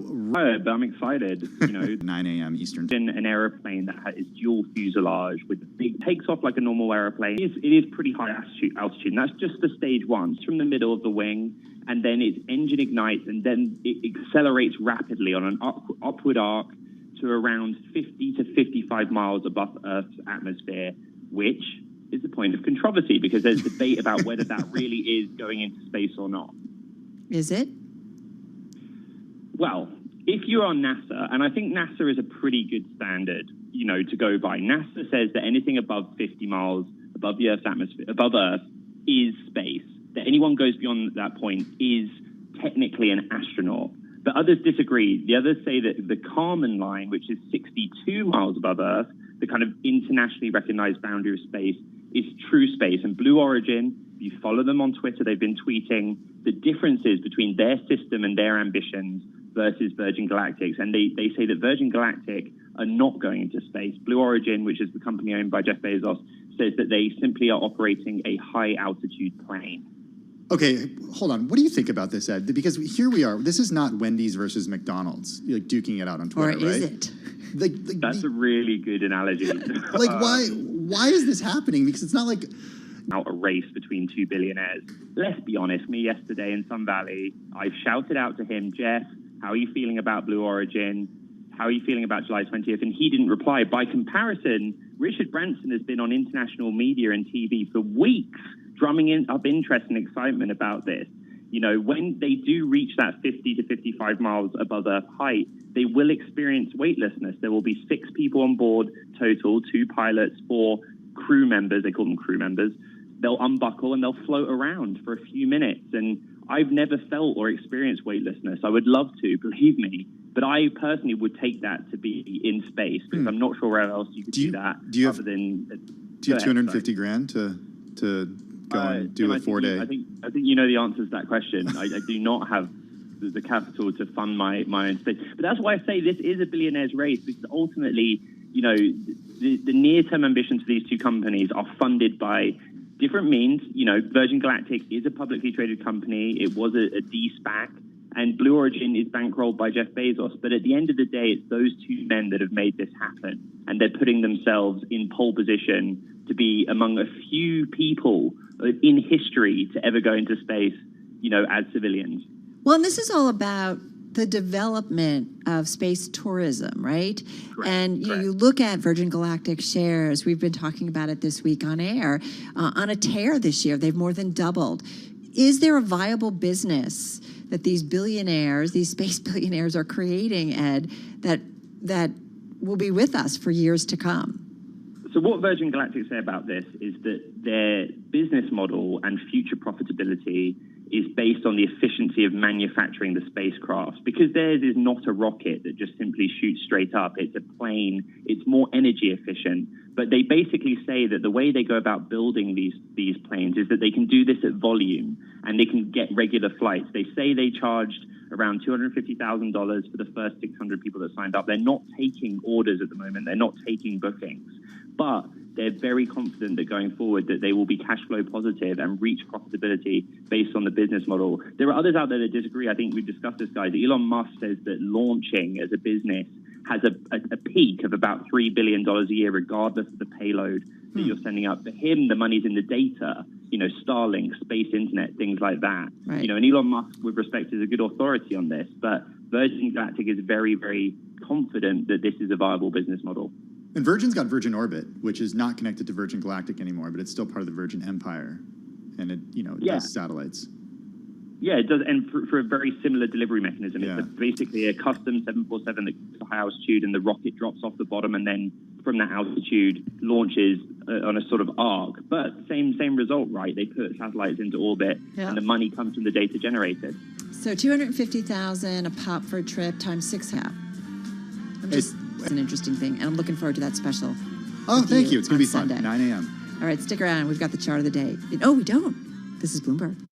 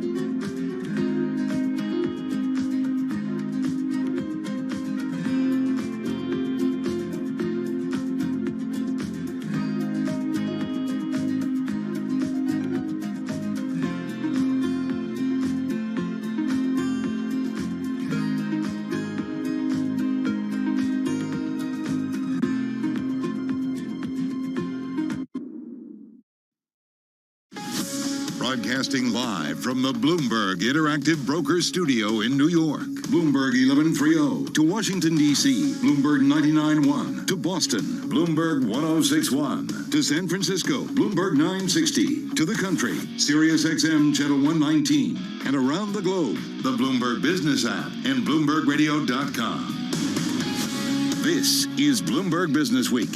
I'm going to tell you, I've tweeted this story already twice today because I think everyone needs to read it. Yeah, today's big take. China's Didi crackdown is all about controlling big data. It's a deep dive into what happened over the last week, over the last few months, over the last few years when it comes to publicly traded companies, not just Didi, but what's happening in the United States and around the world with Chinese companies. And what's really at issue. We're going to dig into that with our own Tom Orlick in just a moment. First up, though, back to your top business stories, a check on that trading day. We're getting ready to wrap up the week, but Charlie, still 29 minutes to go. Indeed, and we are looking at records. Didi shares, by the way, they're surging today, up by 8.2%. Just getting word from the White House that President Biden will nominate Los Angeles Mayor Eric Garcetti for ambassador to India.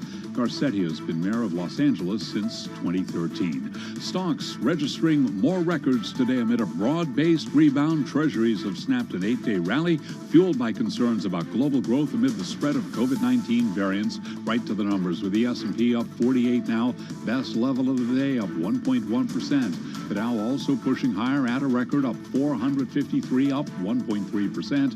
Nasdaq up 132, up by 0.9%.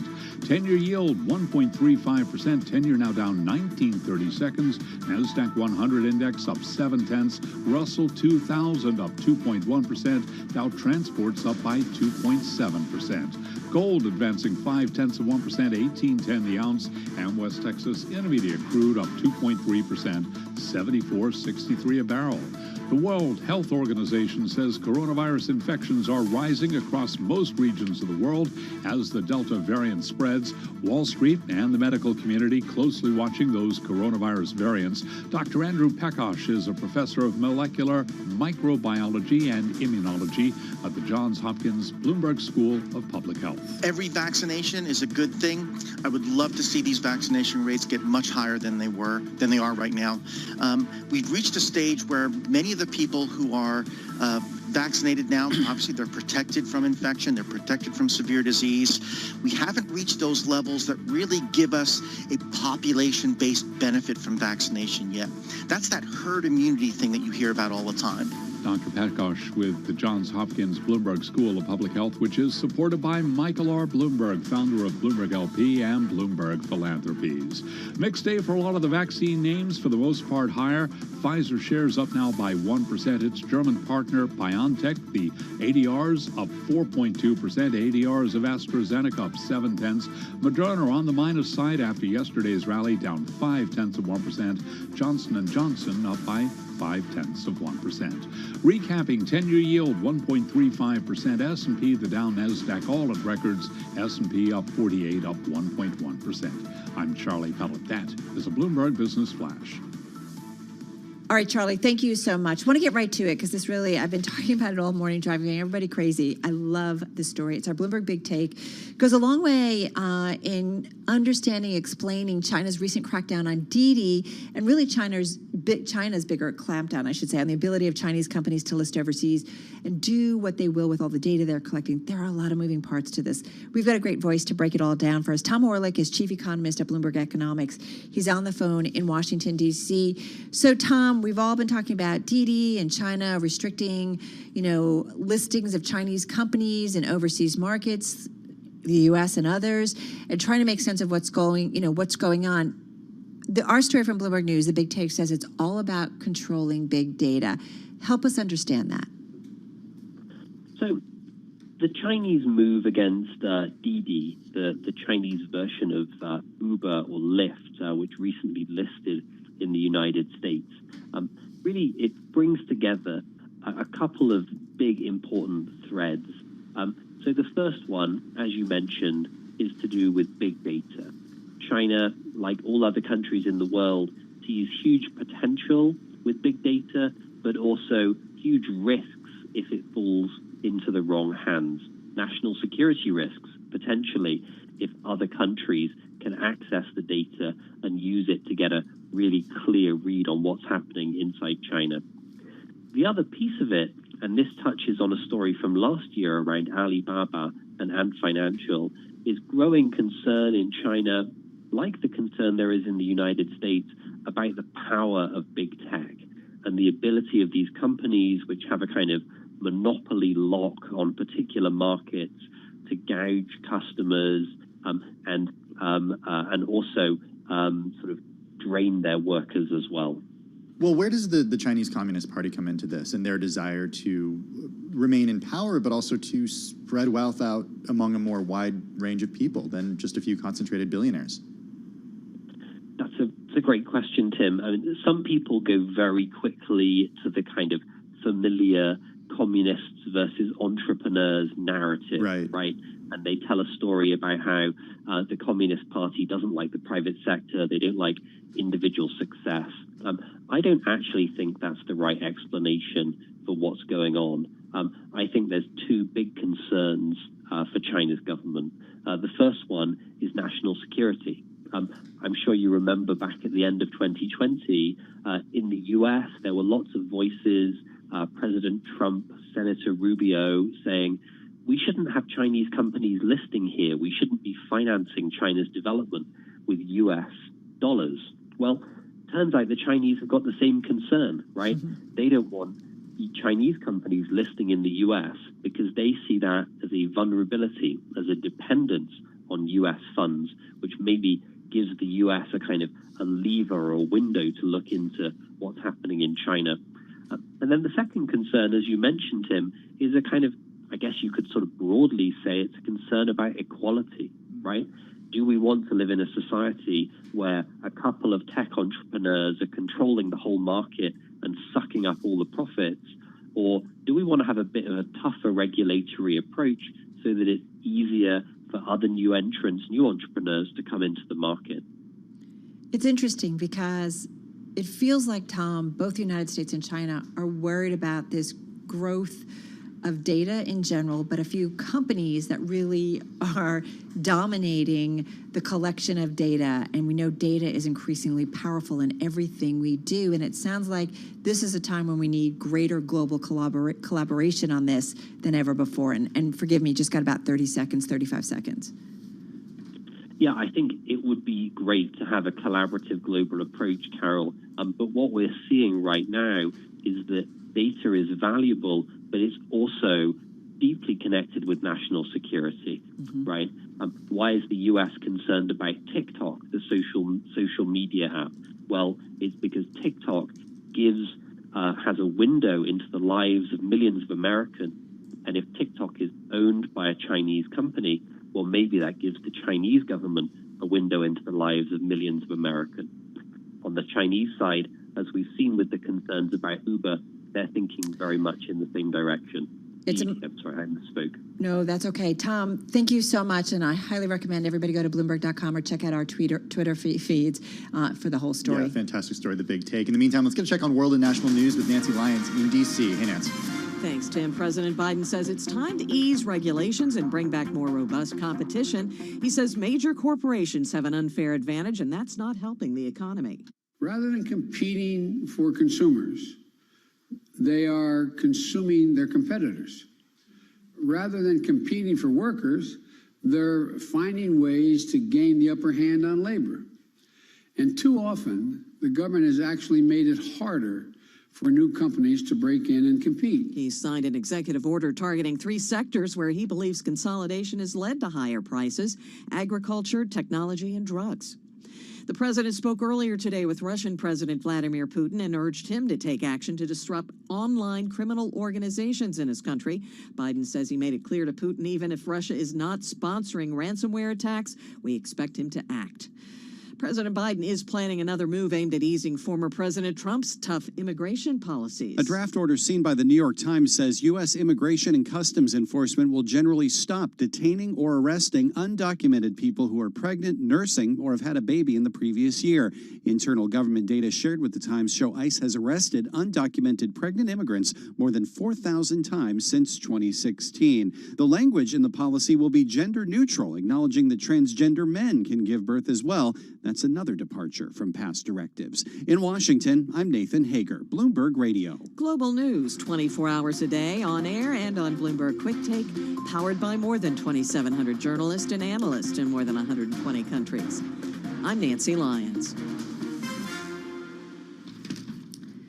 All right, Nance, thank you so much. Oh, Tim, remember the days of past when we used to talk about Bitcoin every day? I do. Yeah. Okay. Did I tell this story already? Where? No. Okay. I went on vacation 2 weeks ago today, and I didn't. Carol, I got to tell you something. I didn't think about Bitcoin much. Okay. What? Yeah. On vacation, I didn't think about Bitcoin much, but I got back and I was like, oh wait, what's the price of Bitcoin? Expecting it to be like kind of all over the place. And I checked, and it was at like $34,000, which is the same place it was at when I had left. And I said to myself, wait a second, what's going on? Why the stability there? Yeah, it didn't do much when I was gone, is what I'm saying. Well, yeah, I mean, I don't know. We've been talking about other things, I guess. It is interesting though, because there was a point where every day we were looking at the tremendous swings, and then China was getting involved, and and it's no longer above 60, right?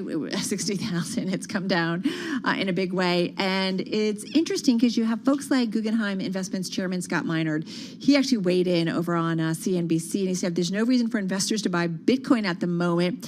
The world's biggest cryptocurrency is in the midst of a crash that may take it to as low as $10,000. He is saying, you might recall, flashback, rewind the digital tape, that back in December, Mr. Minerd telling Bloomberg News that it should be worth about $400,000. What a difference. So here's what he says, at least in the short term, okay? Quote, when we look at the history of crypto and we look at where we are, I mean, I really do believe this is probably a crash. And, a crash would mean we'd be down 70 to 80%, which let's just say that's between $10,000 and $15,000 per Is he Bitcoin. hedging his bets? I don't know what he's doing. I love Scott. I mean, he's really provocative. He knows the market. And it's interesting. In May, he tweeted that crypto has proven to be tulip mania, referring to the 17th century speculative bubble involving prices for tulip bulbs. I don't know. All I know is there are more regulators, more kind of legitimate financial folks talking about it. And I do think Bitcoin ultimately has some place in this world. And the question I think that a lot of people have is, okay, is there going to be some other cryptocurrency that sort of supplants Bitcoin or takes its place? Isn't there like 10,000 different types of cryptocurrencies out there, something like that? Not all are created equally. No, that is for sure. Anyway, love you, Scott. We always do. This is Bloomberg Radio.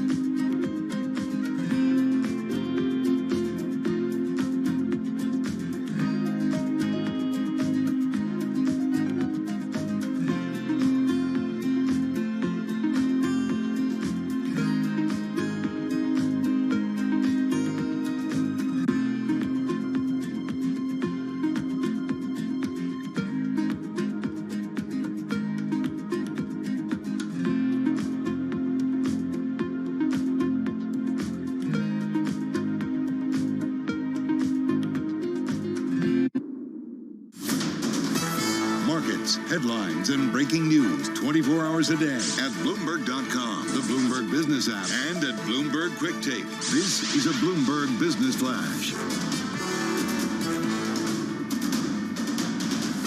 From Bloomberg World Headquarters, I'm Charlie Pellet with 13 minutes to go ahead of the closing bell. Stocks are holding close to session highs. S&P up now by 47, up by 1.1%, extending the year-to-date gain for the S&P 500 index now to 16.3%. The Dow up 450 right now, up by 1.3%. NASDAQ up 133 points, up 0.9%. The NASDAQ 100 index up 0.7.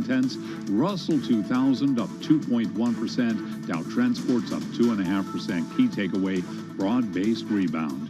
10-year down 19/32, 10-year yield 1.35%. Gold up 0.4, 18.09 the ounce. West Texas Intermediate crude up 2.3%, 74.61 a barrel. Stocks registered another milestone record today amid a broad-based rebound.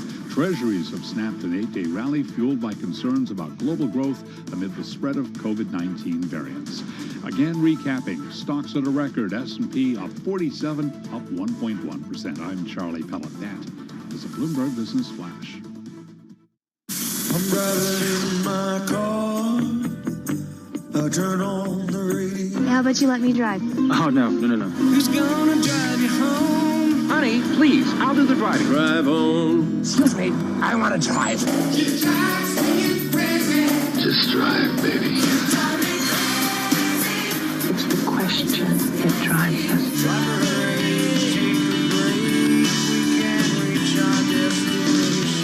This is the drive to the close. That funky music will drive us till the dawn. On Bloomberg Radio. All right, just about 10.5 minutes to go. We are heading towards the... Already, Carol?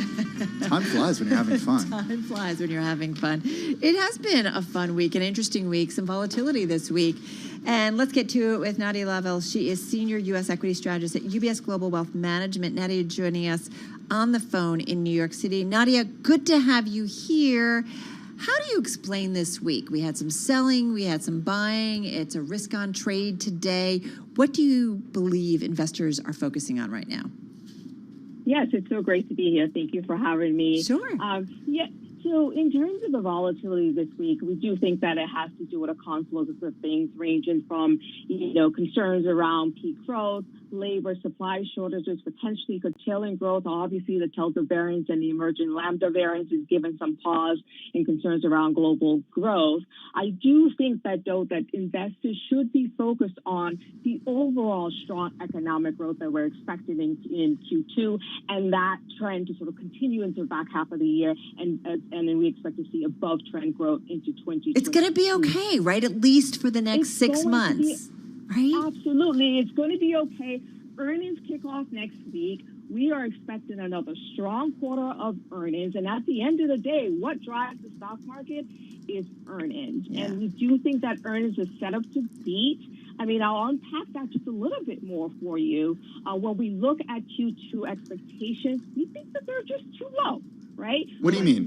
You think too low? Yeah. Wait, we are expecting 64% earnings growth on the S&P 500. That is too low? Carol, not enough. Really? Because what? Let's unpack that. Okay. When you look at what expectations are versus Q1, is actually expected to decelerate. And so we don't agree with that. You should not expect, you should expect Q1 to be the lowest quarter of the year in a non-recessionary year. Right now, consensus expectation is for Q2 to decline about 8% versus Q1, which is just peculiar given that economic growth in Q2 is expected to be more than 3 percentage points acceleration from Q1. What drives earnings? Economic growth. So if economic growth is stronger in Q2, earnings growth should be even stronger than it was in Q1. Nadia, can we call you a bull? I am a bull. You can't tell from my voice. I was going to say. So how does an investor prepare for this? Growth outperform value. Today is a better day for value. We think that trend will continue because we think that that's where the upside will be in earnings. The more economically sensitive sectors would like consumer discretionary, financials, even energy, and those sectors tend to be in the value index, and so we expect them to beat on earnings in coming weeks, and that should help to propel those stocks even up further. So those are the sectors that we'd be looking to add to, and from a value growth standpoint, we've been looking to add to value. So what about the names that have really provided a lot of momentum? Those big tech names, the big FANG stocks, have they already had their day in your view? In our view, they have had their moment. Okay. And the reason why they've had their moment recently is because rates have pulled back, right? And so that has allowed valuation for those high valuation stocks, right? The discount rate has come down, and so that's caused a rotation in those tech stocks. We think some of that is going to reverse, and value will start to outperform again, because we do think that interest rates are going to move higher. We're starting to see that again today. We expect that the yield on the 10-year will get to 2% by year end, and that is not a favorable setup we expect them to stall out again as we saw earlier in the year. We expect that headwind to come back and will stall out, and that's why we continue to prefer value. We think also economic growth favors those value sectors, so the growth that we're seeing in value is just much higher than what we're seeing in the growth sectors. 2% on the 10-year by the end of the year, that's your forecast. But we know the Fed is willing to let things go a little hot. Do you think the Fed changes monetary policy significantly before the end of the year, whether it's reducing asset purchases and letting things to start to roll off the balance sheet? And do they do anything when it comes to rates? So yeah, we do expect that the Fed will start to message in the tapering of the balance sheet at Jackson Hole or in September, and we expect that tapering to start either in December or early next year. So that would be the change in terms of policy for us. In terms of the interest rates, the move in short end rates, we don't think the Fed is going to do that anytime soon. We're looking for late 2023, early 2024. A lot of wait. Late 2023. Early 2024 before the Fed starts to change rates? Exactly. That's a long time. That is a long time, and so a lot can happen between now and then. But as we know, the Fed is very focused on economic data. It's very data dependent. But we think that we don't see anything on the horizon to derail the economic growth that we're seeing. And so inflation transitory in your view? Transitory in our view. Now we'll get CPI numbers next week. We'll get the producer price index next week. Right. Don't be surprised if those run hot. We already know that. The Fed has also agreed with that, and so we do expect them to run a little bit hot. But by the time we get into year end and early 2022, we expect inflation to start to normalize. So Nadia, what derails this bull market, and when does that happen? I think what could derail this, it tends to be Fed policy, but I think that the Fed is very careful this time around. Also, this new inflation regime that they have, average inflation over the course of the cycle, gives them a lot more flexibility. And also the Fed cares very much about the labor market, and so those numbers will be closely watched. So I think the chance of a Fed policy mistake that we have seen in the past that tends to derail the economy and the market, we think that probability is lower. Now, the other thing that, of course, that we're all closely watching is these variants. But you got there. Those will be managed. You got to. No, it's interesting because everyone brings it up, and I think it just is a reminder that is on everyone's radar, because that's the big outlier and that's the big unknown. Yes, but even the variants, I think even there's a lower probability of that even derailing the equity markets, because I think that, one, the science is better positioned to handle it, and also the markets themselves. We've already seen this Delta variant. We've already seen pharma companies coming out working on booster shots to help combat specifically the Delta variant. Right. And so we think that that's going to happen. And so the market is getting more accustomed and also relying on farmers. We definitely have a little bit more of the playbook at this point, even though it's still being written. So much fun. Thank you. Great Friday check-in on the markets. Nadia Lavelle, she is Senior U.S. Equity Strategist at UBS Global Wealth Management on the phone in New York City. We're just a few minutes away from the closing bell. Tim, I'm watching stocks take another little bit of a leg up here in the last few minutes of trading. So we're hovering near our highs, up 1.1% on the S&P, up 1.3% on the Dow, and up almost 1% on the NASDAQ. What happened to yesterday's sell-off, Carol? Well, this is how the markets go. You have buyers, you have sellers, and sometimes the buyers win, sometimes the sellers win. Yeah, well, increasingly in recent months, the sellers or the buyers have certainly been winning. Well, TikTok, we got earnings, and we're going to find out from the big banks what exactly is going on, the outlook. They will have a great check on the global economy and give us some indications. And we've been hearing some optimism from some of the big banks when it comes to market outlooks. All right, folks, coming up next, the Bloomberg TV team will be joined by them for Beyond the Bell, live on Bloomberg Radio and Bloomberg TV. Beyond the Bell, Bloomberg's comprehensive cross-platform coverage of the U.S. market close starts right now. And right now, we are 2 minutes away from the end of the trading day. Romaine Bossa, Caroline Hyde, Taylor Riggs counting you down to the closing bell. And here to help take us beyond the bell, our global simulcast team, Carol Massar, and our chief space correspondent, Tim Stenovic, bringing together our Bloomberg television, radio, and YouTube audiences worldwide. And guys, where were you 24 hours ago with the great equity collapse of 2021? I know. If you fell asleep and slept through yesterday, you're thinking, well, wait a minute. I don't know, sell-off. I was really concerned you were going to say Tim was a little spacey there, but not necessarily. We're taking another leg up here. Yeah, I think what's so interesting about this, guys, is that even in the context of yesterday's big drop, which by the end of the day didn't end up being that big of a drop, we're still higher on the week. The S&P higher to the tune of the last 4 days. Remember, short and trading week to the tune of 0.3%. The Dow 0.25% over the past 4 days, and the Nasdaq 100 up about 0.6%, even with all the red that we saw yesterday. It really does feel that everyone wants to be buying back into the equity market. The fact that actually bonds are doing what they're meant to be doing today, Taylor, and for once bonds go lower while stocks go higher. Yes, but that is price lower, yield higher. And I keep hearing from all the analysts, Romaine, that we speak to, that we are really right in the middle of that sweet spot where bond yields lower is a good boost for equities with that discount rate, but it's not too low where you're worried about economic growth. So you're only down 6 basis points on the week. Really nothing to see. And I don't think we can be completely dismissive of yesterday. There is a tug of war here going on about folks who really are buying into the growth story, and other people are sort of looking the gift horse in the mouth and wondering when it's all going to come to an end, whether we sort of reach some sort of peak here for the economy and maybe for the markets. Who knows? But here's what we know for today.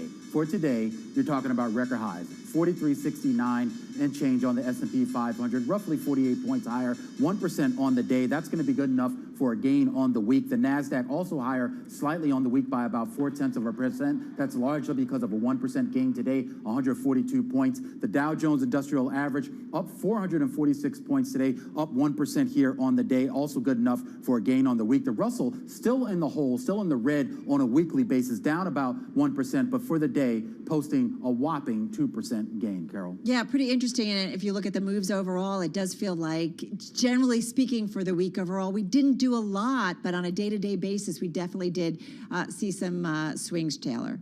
And I have to say, as I usually do, when we take a look for our radio audience at the sector winners and the losers, it is all green on the screen. Here's the good news. There were no losers today.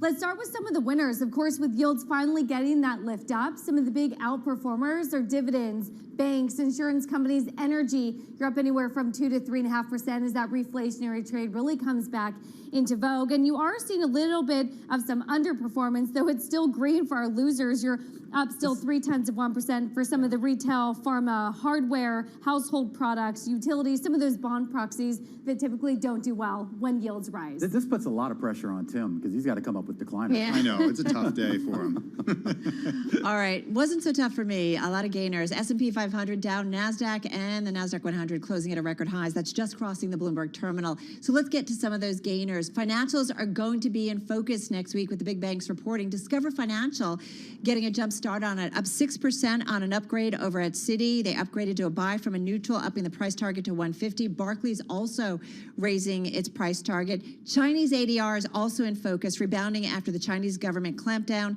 on its domestic social and data tech giants. JD.com up almost 4%. And then got to talk about Checkpoint Software, up 4.7%, upgraded to positive from mix by OTR Global Checkpoint, and it was a top gainer in the NASDAQ 100, Tim. Well, even though there were so many gainers, significantly outnumbering the decliners, I was able to find a few. Let's start with Biogen, falling this afternoon after the news that the head of the FDA said she's seeking a federal investigation into the approval of Biogen's Alzheimer's disease drug, a highly unusual step that will increase scrutiny of a heavily criticized clearance.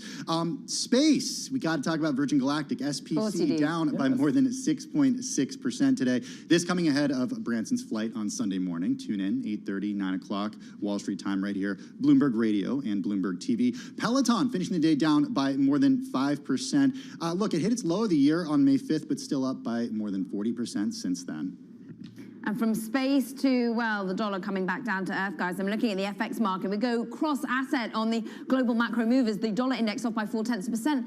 Do we need a haven today? Apparently not. China seems to be talking up more stimulus for its particular economy, and we suddenly get a bid into particularly commodity-related currencies. Norwegian kroner up more than 1.25%. The Aussie dollar up 0.9%. Even Great British Pound getting a bid, maybe ahead of that also important thing on Sunday, which is the English football. Meanwhile, commodities getting a bid across the board. WTI crude, of course, the dollar comes down, commodities go higher, steel goes up. Dr. Copper getting a bid. All of this speaking to, once again, the optimism around the world. And of course, you're therefore not searching for a haven in the tune of European bonds. Taylor, Norwegian debt, Danish debt, even Japanese debt, all falling today, yields pushing higher. Same here in the U.S. We're up really by 6 basis points across the curve, particularly on the 10s and 30s.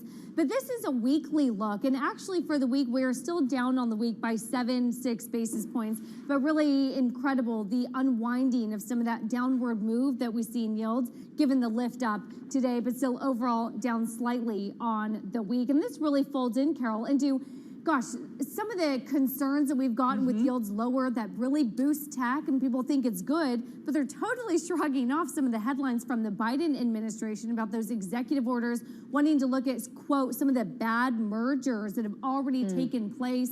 And at least for now, big tech shrugging it off. Well, a sweeping new executive order by President Biden. We were all on it today. 72 new different initiatives and proposals. It's all about increasing competition across many industries. He pulled in his cabinet secretaries, but it's also about helping out workers who it feels like have gotten lost when we've seen power in terms of a lot of companies getting bigger and their influence, but workers seem to have gotten lost, and the advantage is not there, Tim. Yeah, well, go ahead, Romain. I mean, we did hear from the President earlier today. Yeah, and I just want to point out, I mean, for our radio audience, we were showing on the screen here some of the bullet points from that proposal here. And I mean, we talk about some of the non-compete issues that certain employees in certain industries have had to deal with, net neutrality rules, also things just like sort of the portability of licenses from one state to a next. There are a lot of issues in what he proposed that really go beyond just big tech. It really is trying to sort of target, I guess, what you either smaller business or even just individuals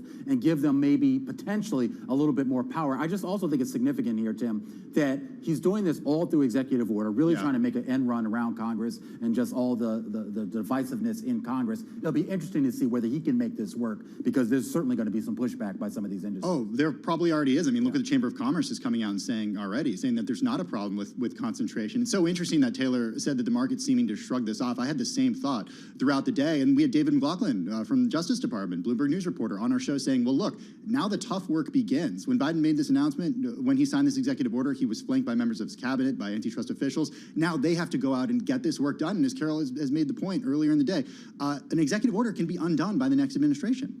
Yeah, it takes time for to become a reality, to become actual regulation as well, Tim. And notable, I'm sure if I was a McDonald's or Burger King executive today, I wasn't loving the news, nor if I was developing hearing aids. He really name-checked certain companies. I mean, maybe there is some secret sauce in those patties, but whatever the case, he feels is coming out fighting for the worker once again, for wages and against some of that price inflation. And inflation is exactly, of course, Taylor, what we're going to be hearing the likes of Fed Chair Powell talk about next week. Yeah, we are. We're getting his testimony to Congress, I believe it is. We got that semi-annual monetary report. I think not really talking too much about things that we didn't already know, Carol, but it just goes to show how so much of this sort of inflationary wage pressure has been top of mind, not only for the Fed, but then, of course, as you go up the chain to the Biden administration as well. Yeah, going before the House Financial Services Committee on Wednesday and then the Senate Banking Committee a day later. Top of mind, right? All of our conversations about what the Fed might do next. We'll see Romaine, if there's any kind of clues that we get from some of the comments and the questioning that he gets next week. Yeah, and it'll be interesting. I mean, obviously, you mentioned the CPI data. Of course, we get retail sales as well. And then let's not forget, guys, I mean, we have a huge earnings season kicking off here. Obviously, the numbers themselves, I mean, they'll be parsed for however people want to parse them. But at the end of the day, it's really about the commentary we hear from some of these CEOs on the conference calls about how they feel about the economy, how they feel about wages, how they feel about some of these inflationary pressures. I think that'll drive this market and drive sentiment in one direction or another. Yeah, especially those comments about looking forward for the remainder of the year, for the current quarter that we're in, from those bank executives that we expect to get next week. Nadia Lavelle, senior U.S. equity strategist for UBS, was just on air, and she said that when we look at growth expectations for the second quarter, she said they're too low. She's very bullish. Very bullish, but interesting that they're so bullish given that the banks were singled out by the executive order to a certain degree as well. But Taylor, I think what the banks are going to be loving, and the moon music for financials, one of the best performing sectors today, was because yields went higher, and well, that's largely because we've got some auctions, some supply of U.S. Treasuries next week. I love when Caroline always comes to me on yield. She now knows, Carol, don't ever come to me on gold or anything else. You only come to me on yield. It was a gift, a Friday gift. Tim, you got to talk about this space thing, because I was told we had someone on a little bit earlier, Ed Ludlow, who I believe is going to be up in space covering this as well. Yeah, he'll be in New Mexico, not space. No, it's not going to feet be over firmly planted on the ground. It's the definition of space is up for debate right now between Jeff Bezos and Blue Origin. According to Blue Origin. All right. I love the fights that billionaires have. All right, that's going to do it for our cross-platform coverage right here on Bloomberg Radio, Bloomberg TV, and Bloomberg YouTube. Have a great weekend, everyone. You too, everyone. Watch it on Sunday. All right, we'll see you on Monday, same time, same place.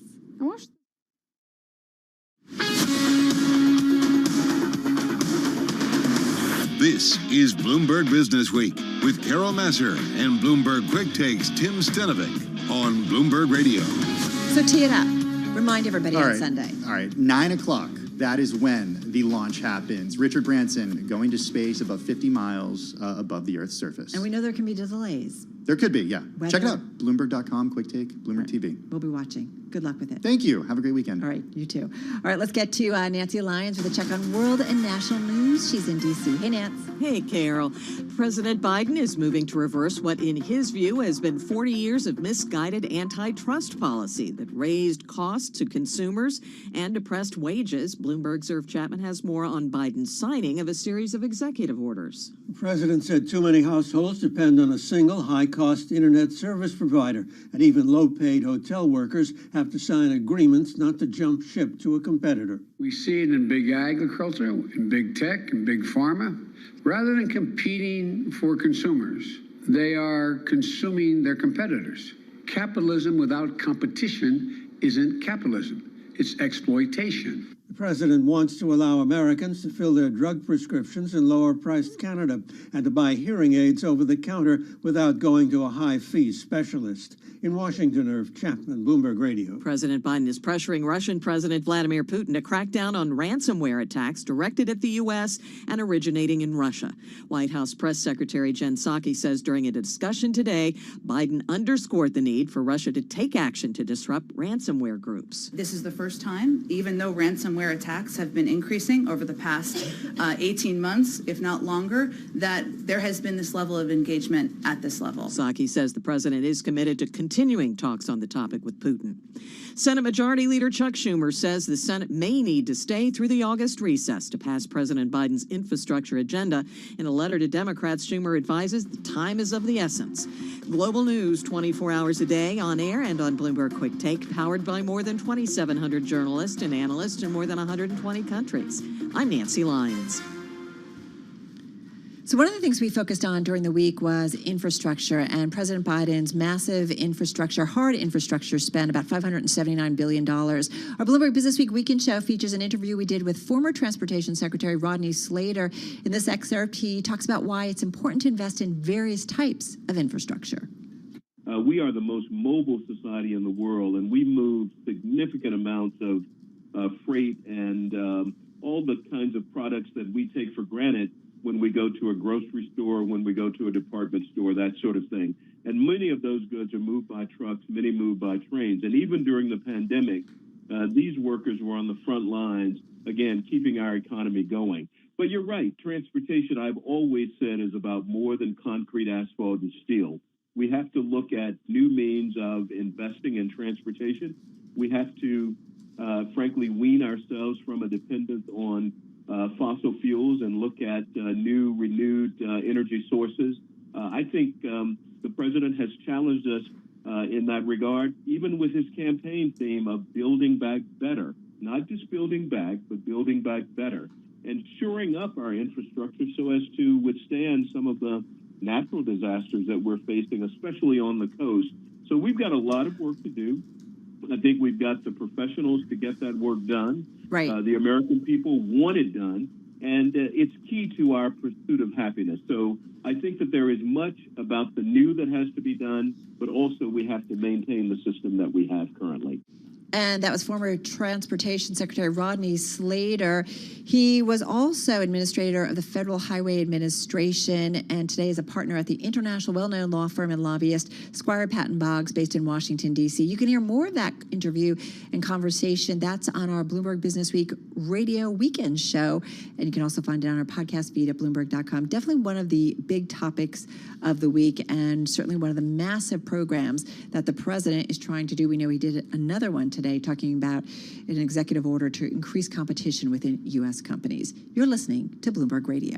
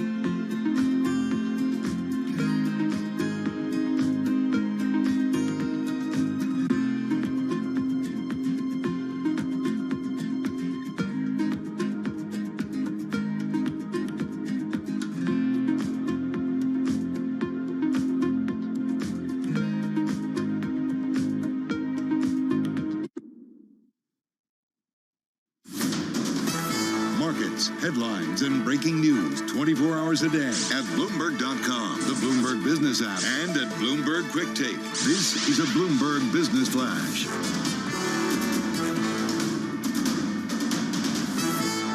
Bloomberg World Headquarters, I'm Charlie Pellet. Records on Wall Street as we head into the weekend. S&P up 48 today, up 1.1%, extending its year-to-date gain to 16.3%. Stocks registered more records amid a broad-based rebound. Treasuries snapped an 8-day rally fueled by concerns about global growth amid the spread of COVID-19 variants. 10-year yield 1.35%. The Dow up 448, up 1.3%. S&P again up 48, up 1.1%. NASDAQ up 142, up by 1%. The NASDAQ 100 index up 0.7%.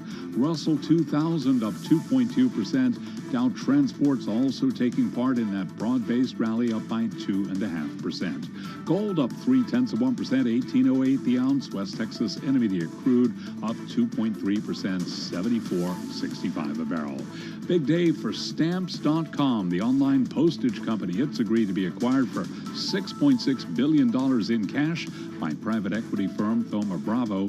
Shares today of Stamps.com up 64%. Again, recapping, S&P ends the week at a record, up 1.1%. I'm Charlie Pellet. That is a Bloomberg Business Flash. All right, Charlie, appreciate that update. Well, earlier this year, our Bloomberg Intelligence team, our research and analysis team, reported that U.S. e-commerce may double to 22% of total sales in 2024 from 2019 as behavioral changes forced by the pandemic could linger for years. Integrated shopping that's driven by mobile applications and social networks could become a key sales channel. Well, seeing the e-commerce momentum firsthand is Paige Thomas. She's president and CEO of the off-price retailer Saks Off Fifth, former executive VP and general merchandising manager for Nordstrom's off-price division. She launched Nordstrom Rack's e-commerce site, and she has spent many years working in the retail world at other well-known places. She joins us on the phone in New Jersey. Paige, nice to have you here. How are you? I'm great. Thanks for having me on the radio today. Well, it's great to have you here, and it's such a topic we love to discuss here. First of all, take us back, the pandemic. What were you guys seeing when it came to consumer demand, particularly being able to access digital platforms? Sure. So, pre-pandemic, I would say that there's no question the e-commerce growth and momentum was there and was building. And I think all retailers were, shoring up their investments, their resources to say, how can we continue to support this growth and what are the priorities that we should lay out in our roadmap? When you fast forward to sort of during pandemic and post-pandemic, it's literally been a seismic shift, and it feels like you can't run fast enough to continue to support the growth appropriately. So tell us what you guys have been wanting to do in terms of showcasing e-commerce in particular. Well, when we think about our e-commerce business, it really is about putting the customer at the center of everything and every decision we make and creating a seamless experience. So we describe it as the customer's journey in how they want to shop, when they want to shop, and in every sort of tool and resource that they would access a shopping experience, we need to enable that. Most recently, in July, even during the pandemic, we moved on to Salesforce Commerce Cloud, basically reestablished our website, which brought new capabilities from a speed and experience perspective.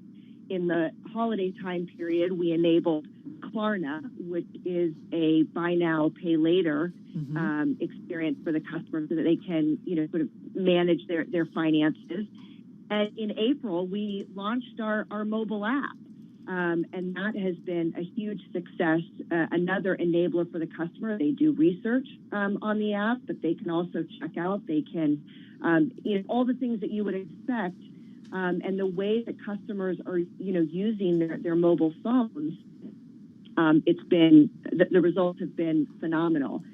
And as we go into holiday, we're getting ready to implement a buy online, pick up in store, which these capabilities sound I call them table stakes, but the strength of our business in e-commerce has been there even without capabilities. So we're literally saying, what's up next? How do we think about the roadmap, and how do we support the customer seamless experience? What's interesting, though, Paige, is you guys, and I know Bloomberg has reported on this and wrote about it, how Saks separated the e-commerce business of the discount chain into a standalone company, and that happened, I guess, back in June. Why separate it out when so many times we hear about from the retail community how you need to have kind of omni-channels, right? You need to have stores and you need to have digital. Like, why separate it out? Why was that such an important move to do? And you're now running the e-commerce part. Correct. So it's a great question. First and foremost, I want to call out that the separation was really a partnership and a huge vote of confidence with Insight partners that allowed for, an investment into the business. And so as I was referencing the need to really shore up your resources and get your capabilities to support the growth, that's a huge unlock that really allows us to invest directly into our e-commerce business. That's surrounded by digital capabilities. It will support infrastructure. It will support marketing and customer acquisition. So that's a big component of the separation of that and the confidence that Insight had in our opportunity. And forgive me, because we're running out of time. You're going to have to come back, but I've got about 30, 40 seconds. Is it smart to separate kind of digital versus the brick and mortar? Because they are different strategies, just quickly. Yeah, so real quickly, the customer's experience will not change.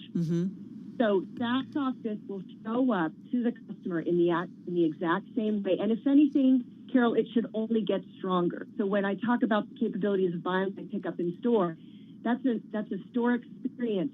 Even though the businesses are operated separately, they are closely intertwined to deliver a seamless experience to the customer, and that won't change. All right. Interesting stuff. As I said, do come back at another time because you've seen so much in terms of the way of retail from a couple of different stores that you've worked at or brand names. And I know it continues to evolve. It's a fascinating space. Paige Thomas, thank you. President and Chief Executive Officer, Saks Off Fifth, overseeing the now standalone e-commerce business. As she said, though, a partnership with Insight Partners. You're listening to Bloomberg Business Week, and this is Bloomberg Radio.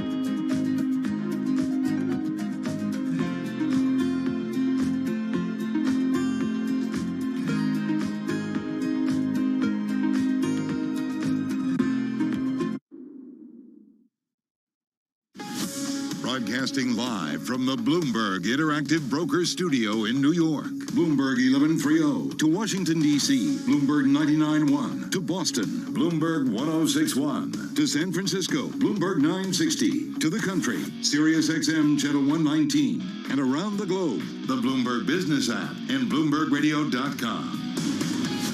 This is Bloomberg Business Week. It was a hard year for their members, their team, and their company. So what are they doing to get their members back to Crunch Fitness? How about offering up a brand new Tesla Model 3? We're going to talk with the CEO of Crunch Fitness in just a moment. Jim Rowley is going to be back with us. But first up, let's get back to your top business stories. How the day and the week ended up. Here is Charlie Pellet. All right, we're talking fitness. What a workout for the bulls today. Stocks climbing to records. Bonds retreated. S&P up 48 as we head into the weekend with the S&P at 43.69. A gain today of 1.1%. S&P up this year by 16.3%. Also climbing to records. The Dow up 448, up 1.3%. NASDAQ up 142, up by 1%. The records continue. NASDAQ 100 index up today by 0.7%, bringing its year-to-date gain to 15%. Russell 2000 up 2.2%. Dow Transport's up today by 2.5%. 10-year yield 1.35%. Stocks registered more fresh records amid a broad-based rebound. Treasuries snapped an 8-day rally fueled by concerns about global growth amid the spread of COVID-19 variants. Well, talking about the mood of the market, Nadia Lavelle is a senior U.S. equity strategist at UBS Global Wealth Management. She was our guest right here on Bloomberg Business Week. So in terms of the volatility this week, we do think that it has to do with a confluence of things ranging from, concerns around peak growth, labor supply shortages, potentially curtailing growth. Obviously, the Delta variant and the emerging Lambda variant is giving some pause and concerns around global growth. I do think that, though, that investors should be focused on the overall strong economic growth that we're expecting in Q2 and that trend to sort of continue into the back half of the year. Oil prices rose as a weaker dollar and strong fuel demand during the country's peak summer driving season boosted the commodity after a week of volatile trading. ExxonMobil, for example, up today by 1.8%, BP up 1.7%, Chevron up 1.3%, EOG Resources up 3.4%, and Pioneer Natural up today by just about 0.5%. Crude oil again today up by 2.4%. Gold up 0.3%, and Bitcoin up by 2%. Recapping, 10-year yield 1.35%, S&P up 1.1%. I'm Charlie Pellet. That, Carol, is a Bloomberg Business Flash. It is indeed. All right, Charlie, thank you so much. Well, earlier this year, Bloomberg News reported on how after a year in which people were stuck in their homes and figuring out how to get their workout mojo back via online classes and virtual workouts, how that online shift is contributing to what experts say will be a permanent change to how the $32 billion fitness industry works. Let's see what our next guest has to say about that. Joining us once again, Crunch CEO Jim Rowley. He is on the phone from Nevada. Jim, it is good to have you back with us. We have talked several times throughout the pandemic. How are things going today? How do they compare from the beginning of the pandemic, the beginning of this year? Thanks, Carol. I always appreciate you making time for us. Sure. And I'm happy to report that things are going very well, I think better than we even expected. We've seen a resurgence both in member check-ins and member sales. And our franchise owners who did a tremendous job during the shutdown. We estimated we'd lose 15 to 20% of our franchise members, and we only lost about 2% of those members during the pandemic. So we're very pleased with our comeback story. Well, remind everybody how the franchise owners made it through. Well, if you recall, we put out a 40-page readiness plan, kind of an emergency action plan, and we put that out through the entire network, and our franchise owners reacted greatly to that. And I think they prepared. We were also prepared with our members. We didn't bill them during the pandemic, which a lot of our counterparts did, which we believe was just disingenuous to the membership. And we built our members' trust. We also launched our Crunch Live program, which had hundreds and hundreds of live classes and videos and so forth that they could do at home. And we had over 3.5 million workouts conducted at home. And look, at-home workouts were tremendous, and everybody wrote off brick-and-mortar gyms. But there was that saying, no one's going back to the gym, but I guess we're proving that to be not true. Well, you said things going well. People are coming back. Members are coming back. How much have come back? Give us an idea, Jim, in terms of the capacity at the gyms. I mean, how much has actually come back? How many members have actually come back? Yeah, so our check-in, so member check-in at the front desk is up 82% over January. Our new member joins in June were up 12% over May, and May was up 19% over April. So monthly joins, if you look at them combined from June to January, are up nearly 70%. That's pretty significant. So, and what are most people saying who are not coming back? Are you losing them completely, or are they just saying we're waiting? Yeah, we've actually dissected it by geography and also by age. And what we're finding is we believe that members that are 50 and older are a little bit more apprehensive about coming back, and many of which have still remained frozen, which is a term we use for not canceled, but we're not billing them. And we've seen a real resurgence with those under 25. So from 16 years of age to 25 years of age, it really populated our gyms. And, look, Crunch is the cool gym. We're the hip gym for the younger kids, and they're taking full advantage of it. Well, it's interesting to see that. So, as you look back at the year and a half, and we're going to talk about some of the kind of incentive programs you're doing to even bring more people back. Jim, what have you learned? What's different about how you approach your business? I mean, is there a new playbook on how you approach things going forward? Yeah, it's a great question. I think the expectation really is that we maintain our cleanliness. And a lot of the protocols that we put in place in COVID, we've maintained those over the course of the reopening. Obviously, in states where we don't have to wear masks, we're not wearing masks. We kept our team members in masks for a long time, even if they were vaccinated. But I think the expectation for the gym goer is really that you're clean, that they feel safe in the environment, and that you're fun. I think that was the biggest thing that was missing, is that they've come back for the fun. Is it the community aspect of it, the socialization aspect of it? What is it? Well, I think it's both. I think it's a sense of your community. Most people are working out within 3 miles of their home. So It's the place that they shop, they go to the movies, they do their dining and so forth, and it's where they go to the gym. So they see familiar faces. It's also, look, if you're a fitness-minded individual and you're healthy in your lifestyle, it's a great place to meet people that share the same mindset. So whether you're looking for someone, to date or just to socialize with or hang out with, it's a great place where you've got like-minded people.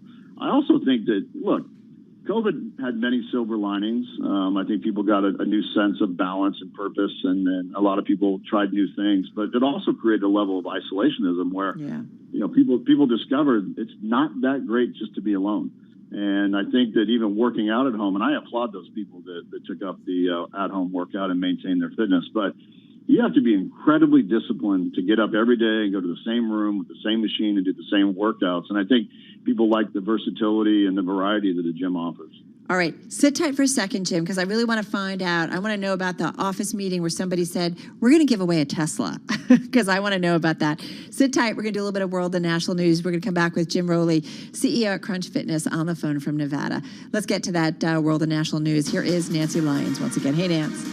Hey, Carol. President Biden is looking to boost competition across a range of American industries with a sweeping executive order. His action includes 72 initiatives aimed at everything from airline luggage fees to non-compete clauses. The heart of American capitalism is a simple idea: open and fair competition. That means that if your companies want to win your business, they have to go out and they have to up their game. Biden says companies need to eliminate those non-compete clauses and states need to simplify licensing when workers move in from other regions. He says he's also taking steps to make it possible to buy hearing aids over the counter, which he says will reduce the cost of those hearing aids from thousands of dollars down to hundreds. The Centers for Disease Control is looking to give schools more flexibility when it comes to reopening. In new guidance for kindergarten through high schools, the CDC says schools should use local health data when deciding whether to tighten or relax strategies like distancing, mask wearing, ventilation, and hand washing. The fast-spreading Delta variant has raised concerns about a possible surge in COVID cases in places that are under-vaccinated, but the CDC says regions with high inoculation rates and lower infections might want to choose lesser levels of protection as they reopen class. In Washington, I'm Nathan Hager, Bloomberg Radio. California residents are being encouraged to shut off their electricity for a few hours this evening as the state deals with another heat wave. Temperatures in California are expected to reach 110 degrees in some areas. Global news 24 hours a day, on air and on Bloomberg Quick Take, powered by more than 2,700 journalists and analysts in more than 120 countries. I'm Nancy Lyons. All right, everyone, you might have noticed that Amazon's got a new CEO in town. Of course, Jeff Bezos, we got that news a little while ago, stepping down, and so we were expecting Andy Jassy to take over. Well, we caught up on our Bloomberg Business Week weekend show, an interview with Heather Younger. She's founder of Employee Fanatics. And in this excerpt, Younger talks about why Andy Jassy, what he's going to be up to, and how specifically what he can do to improve Amazon's culture as he takes over that spot as CEO. Listen up. Well, I think no matter what, he needs to be really clear up front what type of leader he's going to be and how he might be different from Bezos, of course. And even though he's been there, setting his mark, deciding what kind of leader he wants to be and how he's going to show up for all of those hundreds of thousands of people who are looking to him for leadership. That's one thing. I think secondly, he's going to need to take some real clear steps to listen to those people, because I'm not sure anybody's been listening. And understanding what their needs are, what their complaints might be, and just to be committed to doing the right thing as it relates to them. I'm hoping that Jassy says, you know what, I'm going to be the listening leader. I'm going to be going around and I'm going to do a listening tour, go to as many centers as I can, even if it's virtual or in person, but in person is probably better, so you can really see how people are living in the way in which they have to work every day and trying to get their work done. And that would build a level of trust that he needs right off the bat, particularly with any new initiatives he's trying to get put through. How does he do this at scale, though? Because this is something that Amazon is a unique beast, right? It has fulfillment centers all over the world. It's at hundreds of thousands of employees. How does Jassy do this in a way that makes it look like he's going beyond just doing it for show? Yeah, I mean, in the end, he doesn't have to do it all by himself. He can have the whole C-suite. He can have outside consulting firms like my Employee Fanatics, right, come in and help with some of the listening sessions. In the end, when they know that they are being heard, it just makes a huge difference. It validates it. It makes them feel that the work that they're doing is meaningful, and they feel like there's more than just the day-to-day, but that it's leading to some bigger mission for the world. And that's Heather Younger, founder of Employee Fanatics. Catch more on our Bloomberg Weekend show on Bloomberg Radio and also on our podcast feed at Bloomberg.com. This is Bloomberg.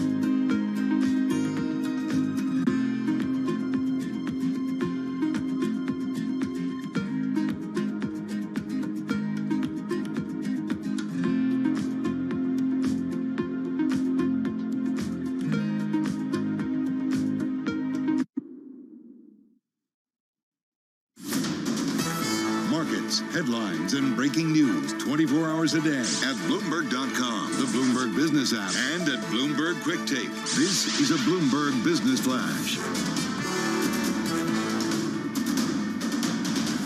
From Bloomberg World Headquarters, I'm Charlie Pellet, just getting word of a name change for L Brands. The L Brands board has approved the separation of the Victoria's Secret business into an independent, publicly traded company. In addition, the board approved a name change from L Brands Inc. to Bath and Body Works Inc.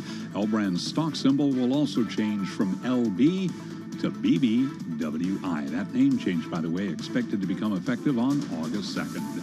A day of records on Wall Street with the Dow, the S&P, NASDAQ all advancing today. S&P up 48, up 1.1%, bringing the year-to-date gain to 16.3%. NASDAQ up 142, up 1%. The S&P up 48 points today. The Dow rallied 448, up 1.3%. NASDAQ 100 index also advanced to a record up 0.7%. It was a broad-based rebound. The Russell 2000, for example, up 2.2%. Dow Transport's up 2.5%. Treasury snapped an 8-day rally fueled by concerns about global growth amid the spread of COVID-19 variants. 10-year yield 1.35%, 10-year down 20-30 seconds. Gold at $18.08 the ounce. West Texas Intermediate crude up 2.4%, 74.66 a barrel. Bottom line here, ahead of lots of earnings next week, including bank earnings, the Dow, the S&P, NASDAQ, all at records. I'm Charlie Pellet. That is a Bloomberg Business Flash. Bank earnings next week, Charlie? And we're going to be busy, and we love it because that's what we do here at Bloomberg. Carol Nassar. Earnings officially kicking off. All right, Charlie, thank you so much. I want to get back to Jim Rowley, Chief Executive Officer, Crunch Fitness, on the phone from Nevada.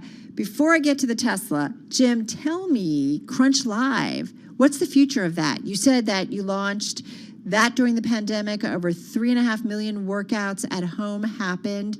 Does it go away? Is it already diminishing, or is it now a key part of the strategy? Yeah, great question. So obviously we had some, revenue struggles and so forth during the pandemic being closed, but we felt it was time to reinvest actually in Crunch Live. So we upgraded our cameras, our sound system. We've added new classes to the library, and we're only going to continue to expand Crunch Live. We're actually looking at alternatives now to really kind of heavy up on what Crunch Live will be for the next 5 years. What does that mean, alternatives? What do you mean?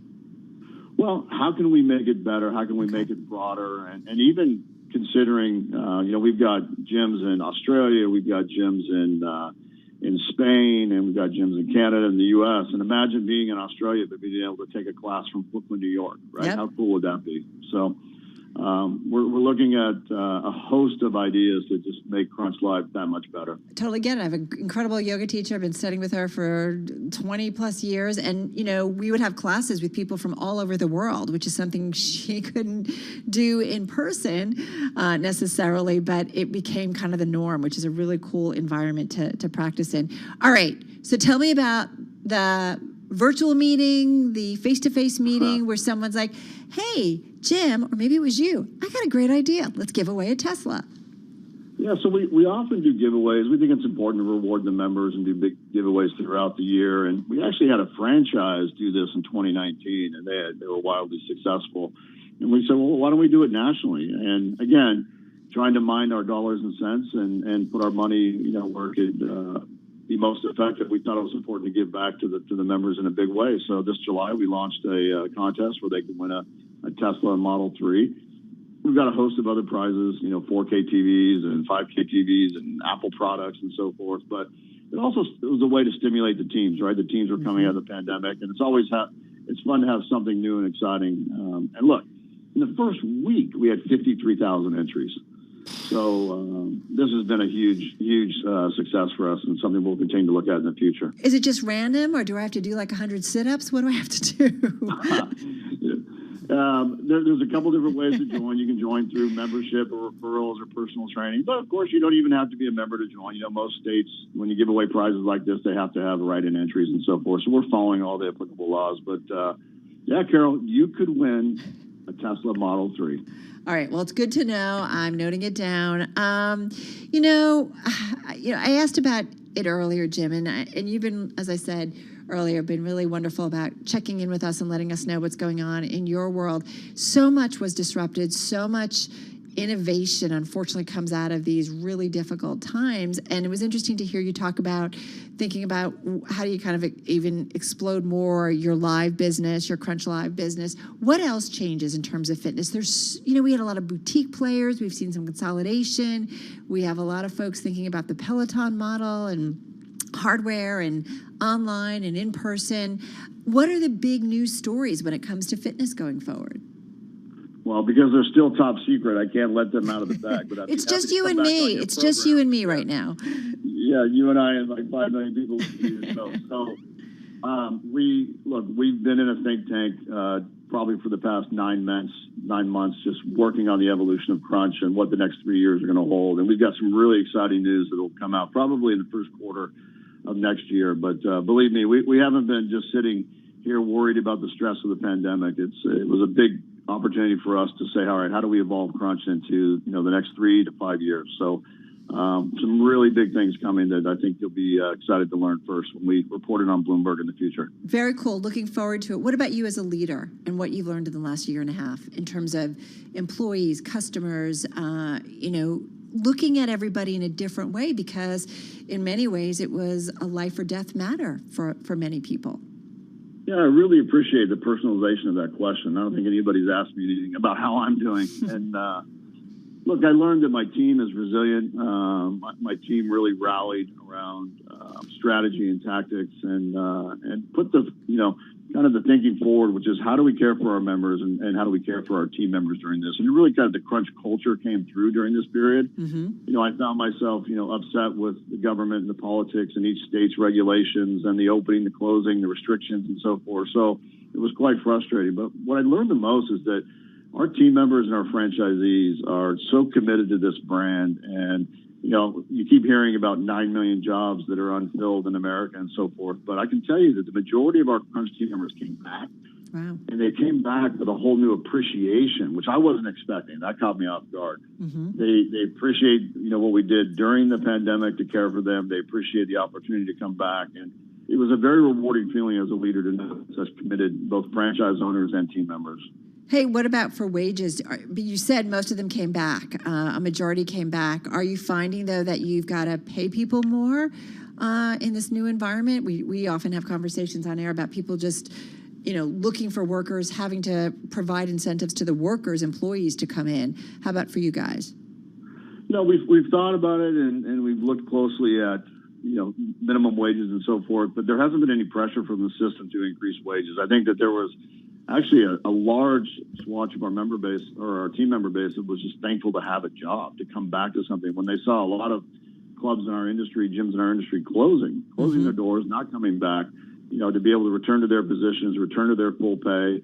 There's a strong appreciation for that. But we are looking at ways to just make the Crunch kind of team member environment just that much better going forward. And some of our franchisees are coming up with some really creative ways to incentivize people to not just work for Crunch, but be a bigger part of the family. And, I should say that, like the industry, we are now personal trainers. So if you're a personal trainer out there and you're looking for an opportunity, Crunch is open and welcome. Well, listen, you're always welcome here, Jim. Take care. Have a great weekend and good luck with everything. Jim Rowley, Chief Executive Officer of Crunch Fitness, on the phone from Nevada. Coming up, Sound On with Joe Matthew. What's going on? Well, we're going to be looking to restore the heart of capitalism today, Carol. You heard the president talking about this, of course, but we want to find out how it would all work. Jen Rhee's going to come in from Bloomberg Intelligence, and then we'll speak with a former chair of the FTC. William Kovacic will be here. And later, we're going to space with Richard Branson. Is Tim getting on that thing on Sunday? He's going to be doing it from the studio, but man, we all want to jump on board with Richard Branson. Head to the moon. Fingers crossed. Have a great show. Joe Matthew with Sound On coming up. From our whole Bloomberg Business Week team, everybody have a great and safe weekend. I'm Carol Masser for Tim Stanovic. This is Bloomberg Radio.